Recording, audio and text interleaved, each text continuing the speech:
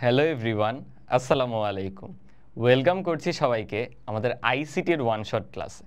আজকের ক্লাসে আমরা আইসিটির পঞ্চম অধ্যায় মাল্টিমিডিয়া ও গ্রাফিক্স এই পুরো অধ্যায়টা নিয়ে আলোচনা করব।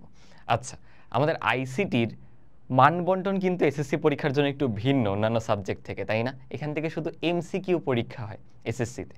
এখন আইসিটি তোমাদের বইয়ের যে শেষের 3টা চ্যাপ্টার, এইগুলোতে তোমরা বিভিন্ন সফটওয়্যার শিখবা। তো এই সফটওয়্যারগুলো আসলে প্র্যাকটিক্যাল বিষয়, হাতে কলমে শেখার বিষয়।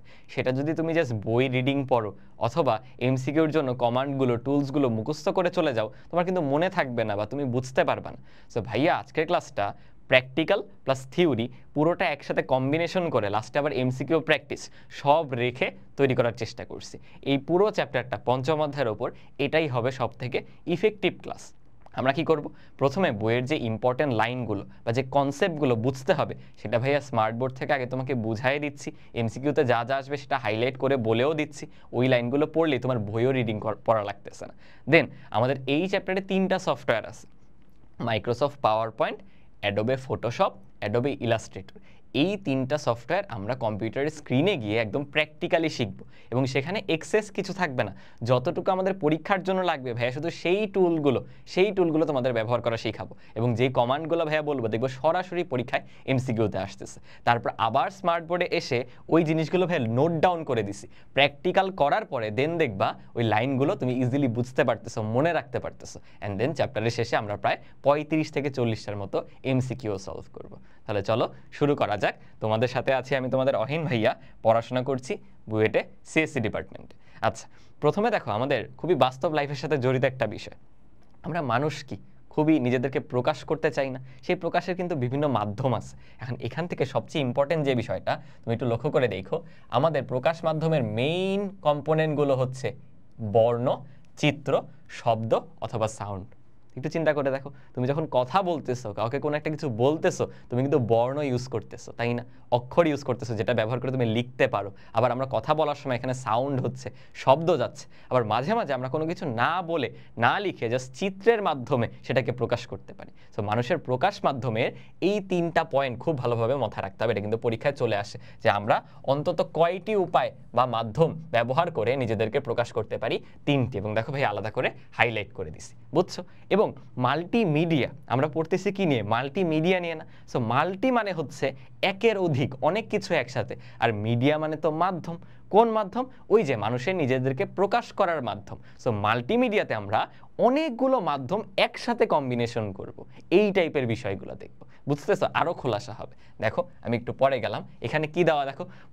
মাল্টিমিডিয়া বলতে অ্যাকচুয়ালি বোঝানো হয়, ধরো তুমি টেক্সট বা বর্ণ, চিত্র বা গ্রাফিক্স, শব্দ বা audio, animation, video, interactive computing, এই সবগুলোকে যখন একসাথে নিয়ে আসো, দেখো প্রত্যেকটা এক একটা মিডিয়া, প্রত্যেকটা এক একটা প্রকাশের মাধ্যম, সবগুলোকে তুমি যখন একত্র করতেছো তখন সেটা হয়ে যাচ্ছে মাল্টিমিডিয়া। সো এই মাল্টিমিডিয়ার কনসেপ্টটা, কোর আইডিয়াটা কিন্তু প্রথমে আয়ত্তে আসতে হবে। এটা খুবই গুরুত্বপূর্ণ। তাহলে আরেকবার আমরা একটু সামারি করি। মিডিয়া হচ্ছে আমাদের নিজেদেরকে প্রকাশের মাধ্যম, সেটা বিভিন্ন ওয়েতে হতে পারে। তার মধ্যে 3টা হলো মেইন। কী কী ছিল বলো? শব্দ বা অডিও বা সাউন্ড, যেটাই বলো কিনা, বর্ণ, দেন হচ্ছে চিত্র বা গ্রাফিক্স। এই 3টা কিন্তু মেইন। এছাড়াও আরও বিভিন্ন অংশ আছে। আমাকে বলো, ভিডিও আর চিত্র বা গ্রাফিক্স এটা কিন্তু একই সেগমেন্টেই পড়ে, কারণ ভিডিওর মধ্যেও তুমি চিত্র বা গ্রাফিক্স দেখতেছো, অ্যানিমেশনও একই সেগমেন্টে পড়ে। সো এগুলো ওই 3টা মাধ্যমেরই বিভিন্ন রূপ আর কি। বাট এই সবগুলা যখন কোনো একটা কিছুর মধ্যে একত্রে থাকে, সেটাকে আমরা বলি মাল্টিমিডিয়া। এখনো বুঝতে পারতেছো না? দেখো উদাহরণ দেখি, তাইলে দেখবা পুরো জিনিসটা ক্লিয়ার হয়ে যাবে। আর এই ফ্লো চার্টটা কিন্তু পরীক্ষার জন্য খুবই গুরুত্বপূর্ণ, বুঝছো? এটা ভালো মতো একটু দেখো। আচ্ছা, এই জায়গাতে দেখো আমরা বিভিন্ন উদাহরণ নিচ্ছি। আমাদের প্রকাশ মাধ্যমে কয়েকটা আছে কি? বিভিন্ন কাগজের প্রকাশনা, radio, television, video, cinema, video games, শিক্ষামূলক সফটওয়্যার, বিভিন্ন ওয়েব পেজ ইত্যাদি। এগুলো সব কি আমাদের প্রকাশ মাধ্যম। এখন তুমি একটু ভেবে বলো তো, এর মধ্যে কোনটা কোনটা মাল্টিমিডিয়া হতে পারে? তোমার কি মনে হয়? স্লাইডটা পরে দেখো, একটু ভেবে দেখো। একটা খবরের কাগজ, সেটা অবশ্যই একটা মিডিয়ার মধ্যে পড়ে।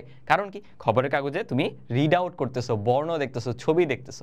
বাট সেখানে না, কি বলা যায়, ওটা মাল্টিমিডিয়া না, একত্রে অনেক কিছু আসতেছে না। সো কাগজের প্রকাশনাকে আমরা মাল্টিমিডিয়া বলতে পারতেছি না।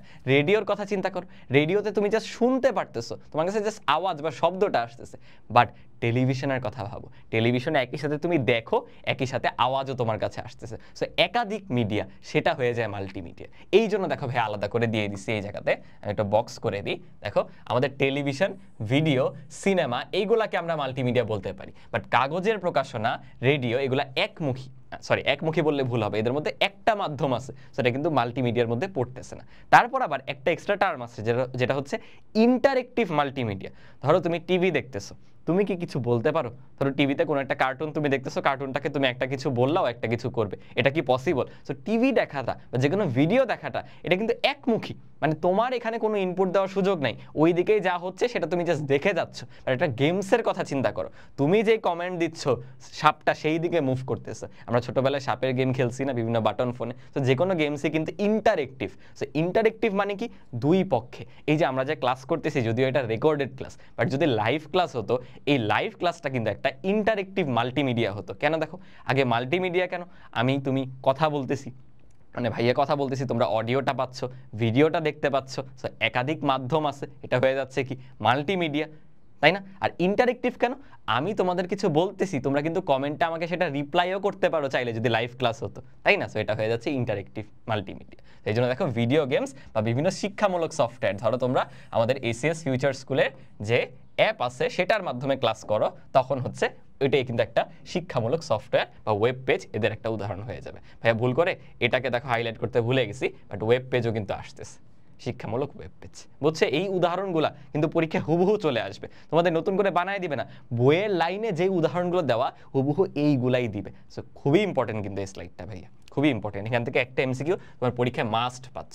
অ্যান্ড দেন আরেকটা ইম্পর্টেন্ট স্লাইড, একটু ভাবো তো, এই মাল্টিমিডিয়া, মানে মিডিয়া তো আমাদের লাইফের সাথে পুরোপুরি জড়িত, তাহলে মাল্টিমিডিয়ার মানে বিস্তারটা কখন থেকে শুরু হয়? একটু ভেবে দেখো যে সিনেমা বা মুভি আমরা ছোটবেলা থেকে দেখছি না, সো এই মাল্টিমিডিয়ার শুরুটা কিন্তু সিনেমা বা মুভি থেকে। একটু ভেবে দেখো যে ভিডিও, অডিও, এরপর ওখানে অ্যানিমেশন, বিভিন্ন এফেক্টস, এগুলো কিন্তু সিনেমার মধ্যেই আমরা সরাসরি প্রথম দেখছি। তো দেখো এখানে লেখা আছে যে সিনেমার উদ্ভবকালটা, এটা কিন্তু খুবই গুরুত্বপূর্ণ, 1895 সালে চলচ্চিত্র উদ্ভব হয়। আর এইটাকেই বলা হয় আমাদের মাল্টিমিডিয়ার পূর্বপুরুষ। পূর্বপুরুষ মানে কি? এইটা দিয়েই আমরা মাল্টিমিডিয়ার সাথে পুরোপুরি কি হই? পরিচিত। এটা কিন্তু পরীক্ষায় চলে আসবে যে সিনেমাকে মাল্টিমিডিয়ার পূর্বপুরুষ বলা হয়। তাহলে এই স্লাইডটা খুবই গুরুত্বপূর্ণ, আমাদের মনে রাখতে হবে যে সিনেমার উদ্ভবকালটা কবে, আর সিনেমাই কিন্তু মাল্টিমিডিয়ার পূর্বপুরুষ, বা এই মাল্টিমিডিয়ার ব্যবহারটা সূচনা হয় সিনেমা থেকেই। কারণ কি? প্রথম এই যে বিভিন্ন ধরনের বর্ণ, চিত্র, শব্দ, চলমানতা, এই যে এটা কিন্তু আসতে পারে, অ্যানিমেশনের বাংলা কিন্তু চলমানতা, বুঝছো? এই সব প্রথমবার যুক্ত হয়েছিল কিন্তু সিনেমার সাথে, সেটার সাথে সাথেই পরবর্তীতে এটার প্রসার ঘটতে থাকে। ওকে, এখন দেখো শুরুতে আমরা আমাদের প্রকাশ মাধ্যমের যে তিনটা মেইন কম্পোনেন্ট দেখলাম, বর্ণ বা টেক্সট, দেন কি বলো চিত্র বা গ্রাফিক্স, অ্যান্ড দেন ফাইনালি হচ্ছে শব্দ বা অডিও। এই সকল ক্ষেত্রে এখন এটা কিভাবে কম্পিউটার হেল্প করতেছে, মানে এই তিন ক্ষেত্রে এখন সরাসরি কম্পিউটার ইন্টারফেয়ার করতেছে বা কম্পিউটারে ব্যবহার হচ্ছে। কীরকম? আগে ধরো বর্ণ বা টেক্সট বলতে যে কোনো মুদ্রণে, পত্রিকা হোক, বই হোক, ছাপাখানার যে কোনো কিছুতে সেটা করা হতো ধরো টাইপরাইটারের মাধ্যমে। বাট এখন প্রত্যেকটা জিনিস, জাস্ট একটা ধরো মাইক্রোসফটের ওয়ার্ড আছে না, সেই ওয়ার্ড সফটওয়্যারের মাধ্যমে মোস্ট অফ দ্য কেসে টাইপিংগুলো করা হয়, বুঝছো? সেইটাই কিন্তু পরীক্ষায় চলে আসতে পারে যে যাবতীয় টেক্সটের কাজ এখন হয়ে থাকে কম্পিউটারের মাধ্যমে, আগে সব কিছু কিন্তু হতো টাইপরাইটারের মাধ্যমে। এটা গেল প্রথম একটা ভাগ। দেন আমাদের আছে হচ্ছে চিত্র বা গ্রাফিক্স। এটা তো আরও তোমরা বেশি পরিচিত হবার কথা, কারণ আমরা এই যে বিভিন্ন সোশ্যাল মিডিয়া ব্যবহার করি, আমরা বিভিন্ন মিমস দেখি, রিলস দেখি, ছবি আপলোড করি, এই সব কিছুই তো চিত্র বা গ্রাফিক্সের সাথে জড়িত। আমরা এই সকল ক্ষেত্রে আমাদের ফোন বা কম্পিউটার এগুলো তো রেগুলার কেসে ব্যবহার করেই আসতেছি, তাই না? সেই চিত্র বা গ্রাফিক্সেরই এই জায়গাটা একটু তোমরা করো, রিড আউট করো। এই চিত্র বা গ্রাফিক্সেরই আরও সেগমেন্ট হচ্ছে অ্যানিমেশন বা ভিডিও, বুঝছো? অ্যানিমেশন আর ভিডিও কিন্তু আলাদা কিছু না, ওই যে মেইন তিনটা মাধ্যম, আমরা ফিজিক্সে মৌলিক রাশি পড়ি না, সো মৌলিক রাশির মতো হচ্ছে চিত্র বা গ্রাফিক্স, এরপর বর্ণ বা টেক্সট। সেই মৌলিক রাশির একটা অংশ বা চিত্র বা গ্রাফিক্সের একটা অংশ হচ্ছে ভিডিও আর অ্যানিমেশন। এগুলো একটু তোমরা নিজেরা রিড আউট করতে পারো, বুঝছো? এখানে দেখো দেওয়া আছে যে আমরা 90-এর দশক থেকেই কিন্তু এই লাইনটা পরীক্ষায় চলে আসতে পারে যে 90-এর দশক থেকে মুদ্রণ ও প্রকাশনায় কম্পিউটারের ব্যবহার হচ্ছে। এটা কিন্তু খুবই গুরুত্বপূর্ণ, বিশেষ করে এমসিকিউতে দেখবা চলে আসবে, ইভেন 2024 সালে অলরেডি আসছে। যেসব জায়গাতে এরকম সাল আছে বা ইম্পর্টেন্ট নাম্বার দেওয়া ইনফরমেশন আছে সেগুলো কিন্তু মনে রাখতে হবে। ঠিক আছে, এগুলো একটু রিড আউট করো, তোমাদের জন্য দেওয়া আছে। আচ্ছা, এরপর ফাইনালি আমাদের শব্দ বা অডিও, এই ক্ষেত্রে তো কম্পিউটারের ব্যবহার আছেই। তুমি সোশ্যাল মিডিয়াতে কি করতে পারো, ভয়েস মেল দিতে পারো। এখন যে বিভিন্ন মিউজিক ভিডিও আসে, সেই মিউজিক ভিডিওর আগে তো অডিওটা রেকর্ড করা হয় বা মিউজিকটা কম্পোজ করা হয়, সেটাও কিন্তু হচ্ছে বিভিন্ন কম্পিউটারের সফটওয়্যারের মাধ্যমে, রাইট? ওকে, এখন আমরা সরাসরি কিছু সফটওয়্যারের ব্যবহারে চলে যাব। তার আগে এখানে আলাদা করে একটু দেওয়া আছে যে মাল্টিমিডিয়ার ব্যবহার আমাদের কোন কোন ক্ষেত্রে হেল্প করতেছে। এই যে এই প্রথম যে পয়েন্টটা, এটা তোমরা আমার সাথে একদম সাক্ষী। এই যে আমি তোমাদের পড়াচ্ছি, এটা কি সরাসরি শিক্ষার উপকরণ হিসেবে মাল্টিমিডিয়ার ব্যবহার হচ্ছে না? কে আগে বিলিভ করছিল এরকম একটা ক্লাসরুম থাকবে যেখানে টিচার পড়াচ্ছে বাট স্টুডেন্টরা সামনে নাই, বাট আমরা কিন্তু সেটা করতে পারতেছি মাল্টিমিডিয়ার মাধ্যমে। এটা লাইভও হতে পারতো, এখন তোমরা রেকর্ডেড ক্লাস করতেছো, বুঝতেছো? সো এই যে মাল্টিমিডিয়ার ব্যবহার আমরা বিভিন্ন সফটওয়্যার দিয়ে করতেছি। তোমরা যদি আমাদের অ্যাপে করতে, ওই সফটওয়্যারগুলোর মাধ্যমে হতো। আর স্পেশাল কিছু সফটওয়্যারের নাম দেওয়া আছে, এগুলো কিন্তু পরীক্ষায় চলে আসবে, বুঝছো? বাংলাদেশ 71, অবসর, বিশ্বকোষ, নামাজ শিক্ষা, বিজয় শিশু শিক্ষা, এরকম কয়েকটা সিডিতে মাল্টিমিডিয়া প্রযুক্তি প্রয়োগ করা হয়েছে। মানে এগুলো আর কি অনেক আগে হয়েছিল, তখন সিডিতে সফটওয়্যারগুলো দেওয়া হইতো। এখন তো আমরা গুগল থেকে যে কোনো কিছু ইনস্টল করে নিতেই পারি সেটার ওয়েবসাইটে গিয়ে, তাই না? আমাদের বইয়ে আসলে অনেক আগেকার ইনফরমেশনগুলো দেওয়া আছে, বাট এমসিকিউতে এগুলো দিয়ে দিবে। সেই সফটওয়্যারগুলো চেনা থাকতে হবে, বুঝছো? এরপর বিভিন্ন ডিজিটাল প্রকাশনা, এগুলো আগে কাগজ নির্ভর ছিল প্রকাশনাগুলো, এখন কিন্তু এই যে আরেকটা ইনফরমেশন দেখো, 21 শতক থেকে 21 শতক অবশ্যই ডিজিটাল প্রকাশনার শতক হবে বাংলাদেশেও। এই যে যেসব জায়গায় এরকম নাম্বার দেওয়া ইনফরমেশন আছে, এইগুলা কিন্তু ভাইয়া চলে আসবে পরীক্ষায়। খুবই মনোযোগ দিতে হবে এই পয়েন্টগুলোতে। তারপর দেখো বিনোদনের মাধ্যম, মানে আমার কাছে তো আরও মনে হয় মাল্টিমিডিয়া শিক্ষা খাতে তো পরে আসছে, সবার প্রথমে আমাদের জন্য এটা বিনোদনের মাধ্যম। সো বিনোদন নিয়ে আই গেস তোমাদেরকে কিছু বলার দরকার নেই। তারপর বিজ্ঞাপন আছে, গেমস আছে। এই যে এই দুইটা তো মানে তোমরা সবাই অ্যাগ্রি করবা, একটা হচ্ছে বিনোদন আর একটা হচ্ছে গেমস। মানে এগুলোতে কোনো কথাই নেই। আমাদের কাছে মাল্টিমিডিয়া মানেই বা কম্পিউটারের মোবাইলের ব্যবহার মানেই হচ্ছে গেমস, বিনোদন, এই সব কিছু, তাই না? কারণ কি, গেমসে আমরা এই যে সুন্দর একটা কথা বলা আছে যে প্রকৃত অর্থে বাস্তবতা বা রিয়েলিটি এর ছোঁয়া পেতে শুরু করেছে, বুঝছো? আচ্ছা চলো, মানে আগে কি হতো যে গেমগুলো অনেক কার্টুনিশ থাকতো, এখন গ্রাফিক্সগুলো দেখো কত স্ট্রং হয়, মনে হয় রিয়েল লাইফ। তোমরা ফিফা গেম খেলো বা বিভিন্ন ফুটবল গেমস খেলো পিসিতে, ওইগুলোতে দেখবো অলমোস্ট প্লেয়ারদের চেহারা যে এরকম হয় ওই রকম গ্রাফিক্স দেওয়া হয়েছে। সেগুলো কিন্তু অলমোস্ট আমরা বাস্তব লাইফের ছোঁয়া পেয়ে যাচ্ছি। আবার ভিআর টেকনোলজি, ভার্চুয়াল রিয়েলিটি তো আসেই, বুঝতেছো? ঠিক আছে, ঠিক আছে, এগুলো একটু নিজেরা রিড আউট করো। আর অ্যানিমেশন, তোমরা বিভিন্ন ইউটিউব চ্যানেলে দেখো নাই যে এরকম অ্যানিমেটেড কার্টুনের মাধ্যমে তোমাদেরকে স্টোরি বলা হয়? সো অ্যানিমেশনের ব্যবহার কিন্তু শুরু হয়ে গেছে। ইভেন অনেক অ্যানিমেটেড মুভিও কিন্তু আছে যেগুলো অনেক শিক্ষণীয় এবং বক্স অফিসে ভালো ভালো কালেকশন পর্যন্ত করছে, মানুষ দেখতেছে। সো এখন দেখো মুভি শুধু মানুষ অ্যাক্টিং করতেছে, আমাদের রিয়েল লাইফ সেটা না। ইভেন তোমরা যেটাকে কার্টুন ভাবতে পারো, বাট সেটা আসলে অ্যানিমেশনের মাধ্যমে তৈরি করা। ওই মুভি থেকেও কিন্তু অনেক শিক্ষণীয় কিছু, বিনোদন, সব কিছু আমরা পেতে পারি, তাই না? ঠিক আছে, সেগুলো একটু রিড আউট করো। এবার আসো আমরা আস্তে আস্তে ঢুকে যাবো এই মাল্টিমিডিয়ার ব্যবহার সরাসরি আমরা প্রয়োগ যে করতেছি এরকম তিনটা সফটওয়্যার তাহলে দেখব। একটা হচ্ছে আমাদের মাইক্রোসফট পাওয়ার পয়েন্ট, একটা হচ্ছে অ্যাডোবে ফটোশপ, একটা হচ্ছে অ্যাডোবে ইলাস্ট্রেটর। তো প্রথমে আমরা পাওয়ার পয়েন্ট সম্পর্কে জানবো। পাওয়ার পয়েন্টে আমরা করি কি, আমরা প্রেজেন্টেশন তৈরি করি। প্রেজেন্টেশনটা এবার কি, প্রথমে এই যে ভাই আজকের ক্লাসে তোমাদেরকে পড়াচ্ছি, এই যে এতগুলা স্লাইড, বলতে এগুলো কই তৈরি হয়েছে? দেখবে একটু পরে আমি কম্পিউটারের স্ক্রিনে গিয়ে এই স্লাইডটাই দেখাবো ভাইয়া কিভাবে তৈরি করছি, বুঝছো? এটাই কিন্তু পুরোপুরি মাইক্রোসফট পাওয়ার পয়েন্টে তৈরি করা। সো এই যে প্রেজেন্টেশনগুলো আমি তোমাদের এখানে ক্লাস নিচ্ছি, বিভিন্ন সভা বা সেমিনারে বিভিন্ন ধরনের আমাদের কি আকর্ষণীয় প্রেজেন্টেশন দিতে হয়। তুমি যখন ভার্সিটিতে যাবা, তোমার কোনো প্রজেক্ট থাকবে, সেটার প্রেজেন্টেশন দিতে হবে, বক্তৃতা রাখতে হবে, সেখানে এরকম একটা স্লাইড বানানোর দরকার হয়, প্রেজেন্টেশন বানানোর দরকার হয়, তখন কিন্তু আমরা প্রেজেন্টেশন সফটওয়্যার এরকম পাওয়ার পয়েন্ট ব্যবহার করে থাকি, বুঝছো? সো এই যে দেখো দেওয়া আছে যে মাইক্রোসফট পাওয়ার পয়েন্ট হচ্ছে মাইক্রোসফট অফিসের অন্তর্ভুক্ত একটা জনপ্রিয় সফটওয়্যার। এছাড়াও অন্য সফটওয়্যারগুলো চিনতে হবে। দেখো পাওয়ার পয়েন্ট আমরা দেখলাম, পিকাসাও তাহলে একটা প্রেজেন্টেশন তৈরির সফটওয়্যার, ইমপ্রেসও একটা প্রেজেন্টেশন তৈরির সফটওয়্যার। তোমরা কি কিছু বুঝতে পারছো?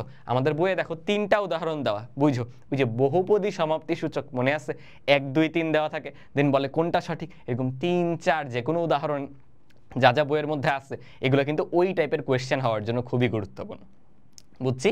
সো আমরা পড়বো শুধু পাওয়ার পয়েন্ট নেই, বাট ওইগুলোও চিনতে হবে, ওইগুলো অপশনে দিয়ে দিবে। যে নিচের কোনটি প্রেজেন্টেশন সফটওয়্যার, নিচের কোনটি প্রেজেন্টেশন সফটওয়্যার না। আর ওই যে শেষে দেওয়া আছে বাংলাদেশের শিক্ষক শিক্ষার্থী সহ সকলের সুবিধার জন্য মাইক্রোসফট পাওয়ার পয়েন্টটি আমরা এখানে আলোচনা করতেছি, কারণ এটা আমরা সবাই মানে কি করা যায়, আমরা সবাই ইউজ করি আর কি। সো এটার যে ফাংশনসগুলো এগুলো ভাইয়া এখন বলবো না, ভাইয়া একটু পরে এসে তোমাকে বুঝাই দিচ্ছি। কেন? আমরা আগে কম্পিউটারের স্ক্রিনে গিয়ে পুরোটা শিখে নিব, প্র্যাকটিক্যালি দেখে নিব ইফেক্টিভ হয়ে, তো দেখবে একদম কঠিন লাগবে না। তখন এসে এগুলো লাইন পড়লে তুমি বলবা ভাইয়া এগুলো তো আমরা সব জানি, এবং তখন এমসিকিউর জন্য আমরা মনে রাখতে পারবো, বুঝছো? তাই ভাইয়া এখন এগুলো স্কিপ করে চলে যাচ্ছি, একটু পরেই আসতেছি, একটু জাস্ট ধৈর্য ধরো। আমরা এখন চলে যাব আমাদের দ্বিতীয় সফটওয়্যার, সেটা হচ্ছে অ্যাডোবে ফটোশপে। তোমরা কি জানো ফটোশপে কি তৈরি করা হয় বা কি করা হয়?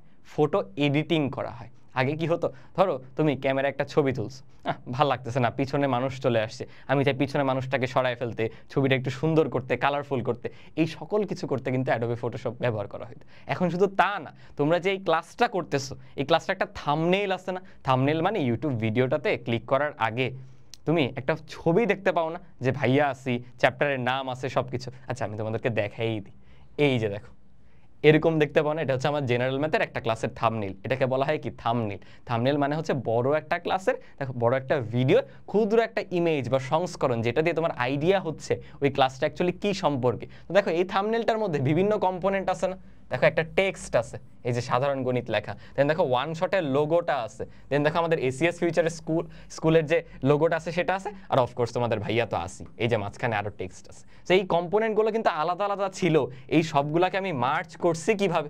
ফটোশপ ব্যবহার করে। ভাইয়া করি নাই, আমাদের মিডিয়া টিম থেকে করছে, বাট এই ফটোশপ সফটওয়্যারটা ব্যবহার করেই এই সব কিছু মার্জ হয়ে ওইটাতে গেছে। সো ফটোশপ কিন্তু খুবই ইন্টারেস্টিং, বুঝছি, বাট এখানে ভালো মতো বুঝতে হবে ফটোশপ আর অ্যাডোবে ইলাস্ট্রেটর, অ্যাডোবে ফটোশপ আর অ্যাডোবে ইলাস্ট্রেটর দুটার মধ্যে পার্থক্যটা কি। ফটোশপে কি করা হচ্ছে আমরা বুঝলাম, ইলাস্ট্রেটরে এরকম এডিটিং করা যায় না, এটাকে বলা হয় কি জানো, এডিটিং বা সম্পাদনা, বুঝতেছো? আর ইলাস্ট্রেটরে আমরা নতুন করে ছবি অঙ্কন করি, বুঝতেছো? এই যে ধরো লোগোটা, এসিএস ফিচার স্কুল, এই লোগোটা তুমি ইলাস্ট্রেটরে তৈরি করতে পারো, বুঝছো? আরও একটু আলাদা করে দেখাই তাহলে, আমরা একটু সামনে যাই, এই ইয়েগুলো কম্পোনেন্টগুলো একটু পরে শিখবো। এই যে দেখো ইলাস্ট্রেটরে তুমি একদম অঙ্কন করে ফেলতে পারো। আগে যেটা অঙ্কন শিল্পীরা বা পেইন্টিং যারা করে ওরা একদম হাতে কলমে পেন অ্যান্ড পেপার নিয়ে করতো, তারা এখন সফটওয়্যারের মাধ্যমে অ্যাডোবে ইলাস্ট্রেটর দিয়ে ওরকম করে ফেলতে পারে, বুঝছো? দেখো একটা সাধারণ মানুষের চেহারা, ওইটাকে সে একটা কার্টুনিশ রূপ দিয়ে দিছে ড্র করার মাধ্যমে, সেখানে যে কোনো কিছু তুমি অঙ্কন করতে পারো। সো অনেকে অ্যাডোবে ফটোশপ, অ্যাডোবে ইলাস্ট্রেটর দুটাকে কিন্তু মিলায় ফেলে, দুটার মধ্যে পার্থক্যটা বুঝতে হবে। হ্যাঁ, দুইটাই চিত্র বা গ্রাফিক্স নিয়ে কাজ করে, দুইটাই ছবি নিয়ে কাজ করে, বাট দুইটার কাজ কিন্তু আলাদা। একটা ছবি এডিটিং, আর একটা আমি বলি ছবি অঙ্কন বা ছবি তৈরি, বুঝছো? ভাই আরেকটু দেখো, ওই মেইন স্লাইডটায় গিয়ে বলে দিচ্ছি। এই যে দেখো ছবি বা ছবির কোনো অংশের ঔজ্জ্বল্য বাড়ানো কমানো, ওই যে ভাই যে কালারটা ঠিক করার কথা বলতেছিলাম, একাধিক ছবির সমন্বয়, ওই যে লোগো, টেক্সট, ভাইয়ার ছবি, এইসব একসাথে সমন্বয় করে আমরা থাম্বনেইলটা তৈরি করছি, তাই না? এবার বইয়ের প্রচ্ছদ, পোস্টার, তোমাদের যে বিভিন্ন বই থাকে সেটার পোস্টারটা যে ডিজাইন করা হয়, ধরো ফর এক্সাম্পল আমাদের এসএস ফিচার স্কুলে একটা ডায়েরি আছে, এখানে এই ডায়েরিটার কভার পেজে দেখো অনেক কিছু কম্পোনেন্ট, পিছনে দেখো অনেক কিছু কম্পোনেন্ট, এই ডিজাইনগুলো কোথায় করা হয়েছে? এগুলো ফটোশপের মাধ্যমে করা যায়, বুঝছো? আবার কোনো ছবির একটা স্পেসিফিক অংশ কেটে ফেলা, ক্রপ করা, ইরেজ করে ফেলা, ত্রুটি মুছে ফেলা, এই সব কিছু মানে মেইন কথা যত এডিটিং বা সম্পাদনার কাজ আছে এইগুলো আমরা অ্যাডোবে ফটোশপ দিয়ে করতে পারি, বুঝছো? আর অপরদিকে ইলাস্ট্রেটর দিয়ে আমরা কি করি? এই যে দেখো ইলাস্ট্রেটর হচ্ছে মূলত ছবি আঁকা বা নকশা প্রণয়ন করা, এখানে এডিটিং এর কাজ নাই, সম্পাদনার কাজ নাই, এখানে হচ্ছে আমরা ডিরেক্টলি অঙ্কন করতে পারি, এই যে লোগো তৈরি করা। ভাইয়া যে এসিএস ফিউচার স্কুলের লোগোটার কথা বললাম, সেই লোগোটা ক্রিয়েটিভ ওয়েতে তুমি নিজে থেকে তৈরি করতে পারবা, বুঝছো? তো এখানে দেখো লেখাই আছে যে অ্যাডোবে ইলাস্ট্রেটরের মাধ্যমে ছবি সম্পাদনার সুযোগ কিন্তু নেই বললেই চলে। কেন? ছবি সম্পাদনা বা এডিটিংটা করা হয় অ্যাডোবে ফটোশপ দিয়ে, ইলাস্ট্রেটরে আমরা ছবি অঙ্কন করি, বুঝতে পারছি দুটার মধ্যে পার্থক্য খুবই ইম্পর্টেন্ট কিন্তু। এখন চলো যেহেতু ইন্ট্রোডাকশনটা হয়ে গেছে, আমরা এমসিকিউ একটু পরে করব, আগে এইগুলো বুঝতে হবে না, এই কমান্ডগুলো কোনটা কি বোঝাচ্ছে এগুলো বুঝতে হবে না, সেটার জন্য প্র্যাকটিক্যালি আগে পুরো বিষয়টা দেখে আসি। আমরা আগে পাওয়ার পয়েন্ট দেখব, পাওয়ার পয়েন্টের পরে অ্যাডোবে ফটোশপ, তারপর হচ্ছে অ্যাডোবে ইলাস্ট্রেটর, পুরোটা পড়ে এসে ভাই আবার এখানে ফাইনালি সামারি করে আমরা এমসিকিউ সলভ শুরু করব, দেখবে একদম পানির মতো সোজা হয়ে গেছে। চলো এখন কম্পিউটারের স্ক্রিনে চলে যাই একসাথে। আমরা সবাই কম্পিউটারের স্ক্রিনে চলে আসছি, যেহেতু আমরা প্রেজেন্টেশন নিয়ে কাজ করব, চলো পাওয়ার পয়েন্ট সফটওয়্যারটাকে সার্চ করে এই যে চলে আসছে, ওপেন করে ফেলি। প্রথমে আমরা অন্য কিছু না দেখে একদম ব্ল্যাঙ্ক একটা প্রেজেন্টেশন নিয়ে নিব। দেখো বলতেছে ক্লিক টু অ্যাড টাইটেল বা সাবটাইটেল। তুমি চাইলে এখানে নিজের ইচ্ছা মতো টেক্সট অ্যাড করতে পারো। ধরো আমি বলতেছি এসিএস ফিউচার স্কুল, আমরা আমাদের প্ল্যাটফর্মের নাম লিখে দিলাম। নিচে ধরো ভাইয়া নিজের নাম লিখতেছি AOHIN, বা একটু ছোট হাতের লিখি। এই আমি এই জিনিসগুলোতে একটু পরে আসতেছি। আগে এই যে আমরা প্রেজেন্টেশন তৈরি করব, পুরো ইন্টারফেসটার সাথে একটু পরিচয় হয়ে নি, তাই না? তুমি ভাইয়ার মাউসের কার্সরটার দিকে লক্ষ্য করো। একদম টপ লেফট মোস্ট কর্নারে দেখো অনেকগুলো বাটন শুরু হয়েছে না? File, home, insert, draw, design, এরকম অনেকগুলা বাটন আছে, রাইট? এইগুলো আসলে এক একটা মেনু। দেখো আমরা হোম মেনুতে আছি, এর আন্ডারে বিভিন্ন ফাংশনস আছে। আমরা ইনসার্টে গেলে আরো ভিন্ন রকমের ফাংশনস আসবে। তুমি ডিজাইনে যেতে পারো, অ্যানিমেশনসে যেতে পারো। এইগুলো এক একটা হচ্ছে আমাদের মেনু বার, বুঝছি? আর এই মেনুগুলো যেই জায়গাটা জুড়ে আছে, যেই স্পেসটা জুড়ে আছে, এটাকে অ্যাকচুয়ালি বলা হয় রিবন। দেখবা তোমরা বই থেকে যখন রিডিং পড়বা, ইনসার্টের যে কোনো অপশন বলতে গেলে বলে যে ইনসার্ট মেনুর রিবন থেকে এই অপশনটায় যাও বা এই ফাংশনটায় যাও। তাহলে আমরা মনে রাখবো যে আমাদের মেনু বারটা পুরোটা কিসের মধ্যে আছে? একটা রিবনের মধ্যে আছে। বুঝতে পারছি? আচ্ছা, এখানে দেখবো আমরা ফাইল, দেখো এই ফাইলে গেলে আমরা আগে যেখানে ছিলাম আমাদের সেই ব্ল্যাঙ্ক প্রেজেন্টেশন, ওইখানে আমরা ফেরত আসতেছি। তাহলে আমরা ফাইল, হোম, ইনসার্ট, ডিজাইন আর হচ্ছে ট্রানজিশন, অ্যানিমেশন, এইগুলো নিয়েই কাজ করব। বাকিগুলো নিয়ে আপাতত আমরা দেখবো না। বুঝছো? তুমি নিজে থেকে আগ্রহী হলে গিয়ে দেখতে পারো আর কি। আমরা তো এখানে মূলত পরীক্ষায় ভালো করার জন্য যতটুকু দরকার হবে, প্লাস একটু নিজেদের প্রাথমিক ধারণা হচ্ছে সফটওয়্যারটার সাথে, সেটা করতেছি। পুরো A to Z টিউটোরিয়াল শিখতেছি না। আচ্ছা, পুরো লেসনটা যেভাবে করলে আমাদের জন্য ইফেক্টিভ হয়, পরীক্ষায় ভালো করতে পারি, ভাইয়া সেভাবেই দেখাচ্ছি। এবার একদম নিচের দিকে চলে আসো। দেখো লেখা আছে স্লাইড 1 of 1।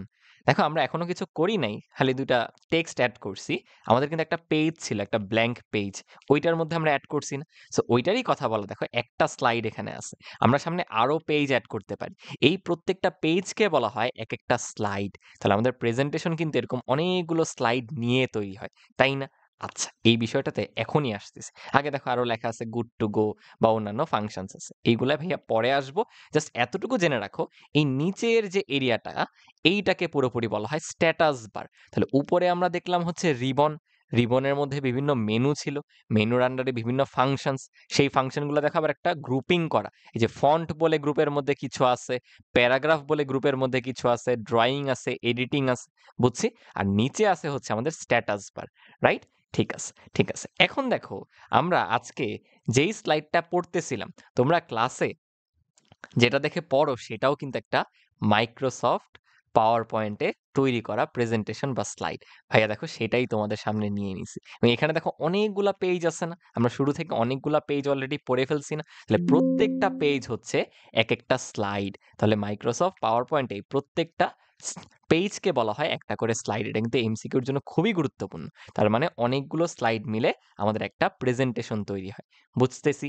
দেন দেখো, তুমি যদি একটু ভালো মতো লক্ষ্য করে দেখো আমাদের স্লাইডগুলা, প্রত্যেকটা স্লাইডের না একটা খসড়া আছে বা একটা লেআউট আছে। খসড়াকে বলা হয় লেআউট, স্লাইডের লেআউট। লেআউট মানে কি? দেখো তো প্রত্যেকটা স্লাইডেই উপরের দিকে নবম দশম শ্রেণী, ওয়ান শট সিরিজ, দেন আইসিটি হচ্ছে সাবজেক্টটা, মাঝখানে আমরা যেটা পড়তেছি ওই টপিকের টাইটেলটা থাকতেছে, এসিএস ফিউচার স্কুলের লোগো, নিচে চ্যাপ্টারটার নাম, পেজ সংখ্যা, এগুলো থাকতেছে।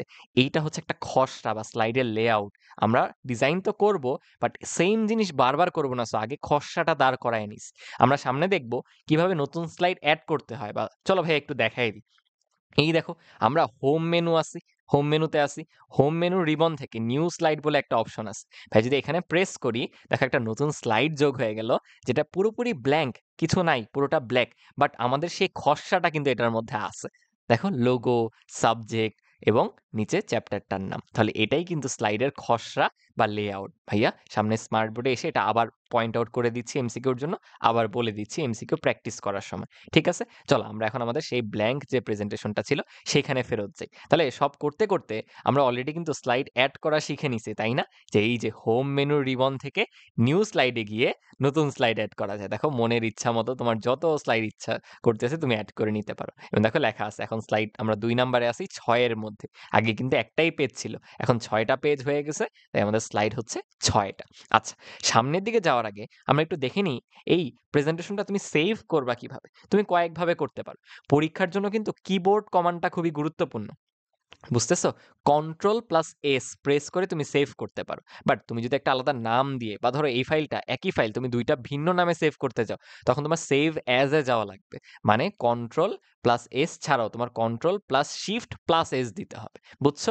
আর যদি ভালো মতো দেখাই, দেখো ফাইল থেকে তুমি হয় সেভে যেতে পারো, বা যেহেতু আমরা এখনো কোনো নাম দেইনি, আমরা সেভ অ্যাজ এ চলে যাবো আর কি। এখানে গিয়ে দেখো ভাইয়া যে অপশনে যেতে চাচ্ছি, ধরো আমাদের আইসিটি ওয়ান শটের মধ্যে আমরা দিতে চাই আমাদের একদম প্রথম একটা প্রেজেন্টেশন এটা, তাই আমি প্রেজেন্টেশন 1 নাম দিয়ে স্লাইডটাকে সেভ করে দিচ্ছি বা প্রেজেন্টেশনটাকে সেভ করে দিচ্ছি। দেখো অলরেডি কিন্তু সেভ হয়ে গেছে, উপরে নামটা দেখা যাচ্ছে প্রেজেন্টেশন 1। এই সেম জিনিসকেই তুমি চাইলে আবার সেভ এসে গিয়ে ভিন্ন নামেও সেভ করতে পারো। দেখো প্রেজেন্টেশন 1টা আছে, আমি চাই যে না এটা চলো আবার প্রেজেন্টেশন 2, ওই নামেও সেভ করতে পারো, বুঝছি? তাহলে Ctrl+Shift+S দিয়ে তুমি সেভ অ্যাজ এ যেতে পারো, আর Ctrl+S দিলে শুধু সেভ হয়ে যাবে। ধরো আমি এটাকে একটু বাম দিকে সরাইছি, আমি যদি এখন Ctrl+S চাপ দিই, ফাইলটা একটু সেভ হয়ে গেছে ওই বাম দিকে চলে যাওয়ার পর, বুঝছো? যা যা চেঞ্জেস করছো ওই প্রেজেন্টেশন 2তে ওই চেঞ্জেসগুলো সেভ হয়ে গেছে। আচ্ছা, আমরা নিউ স্লাইড অ্যাড করছিলাম না, এইটারও কিন্তু কিবোর্ড কমান্ড আছে, এবং আমাদের পরীক্ষায় এমসিকিউর জন্য কিবোর্ড কমান্ড খুবই গুরুত্বপূর্ণ, খুবই গুরুত্বপূর্ণ। ধরো ভাইয়া দেখো 6 নাম্বার স্লাইডে আসি, আমি চাই আরো একটা আসুক, 7 নাম্বারটা আসুক। আমি করব কি, আমাদের কিবোর্ড থেকে Ctrl+M প্রেস করব, খুবই গুরুত্বপূর্ণ, এমসিকিউতে আসবেই আসবে।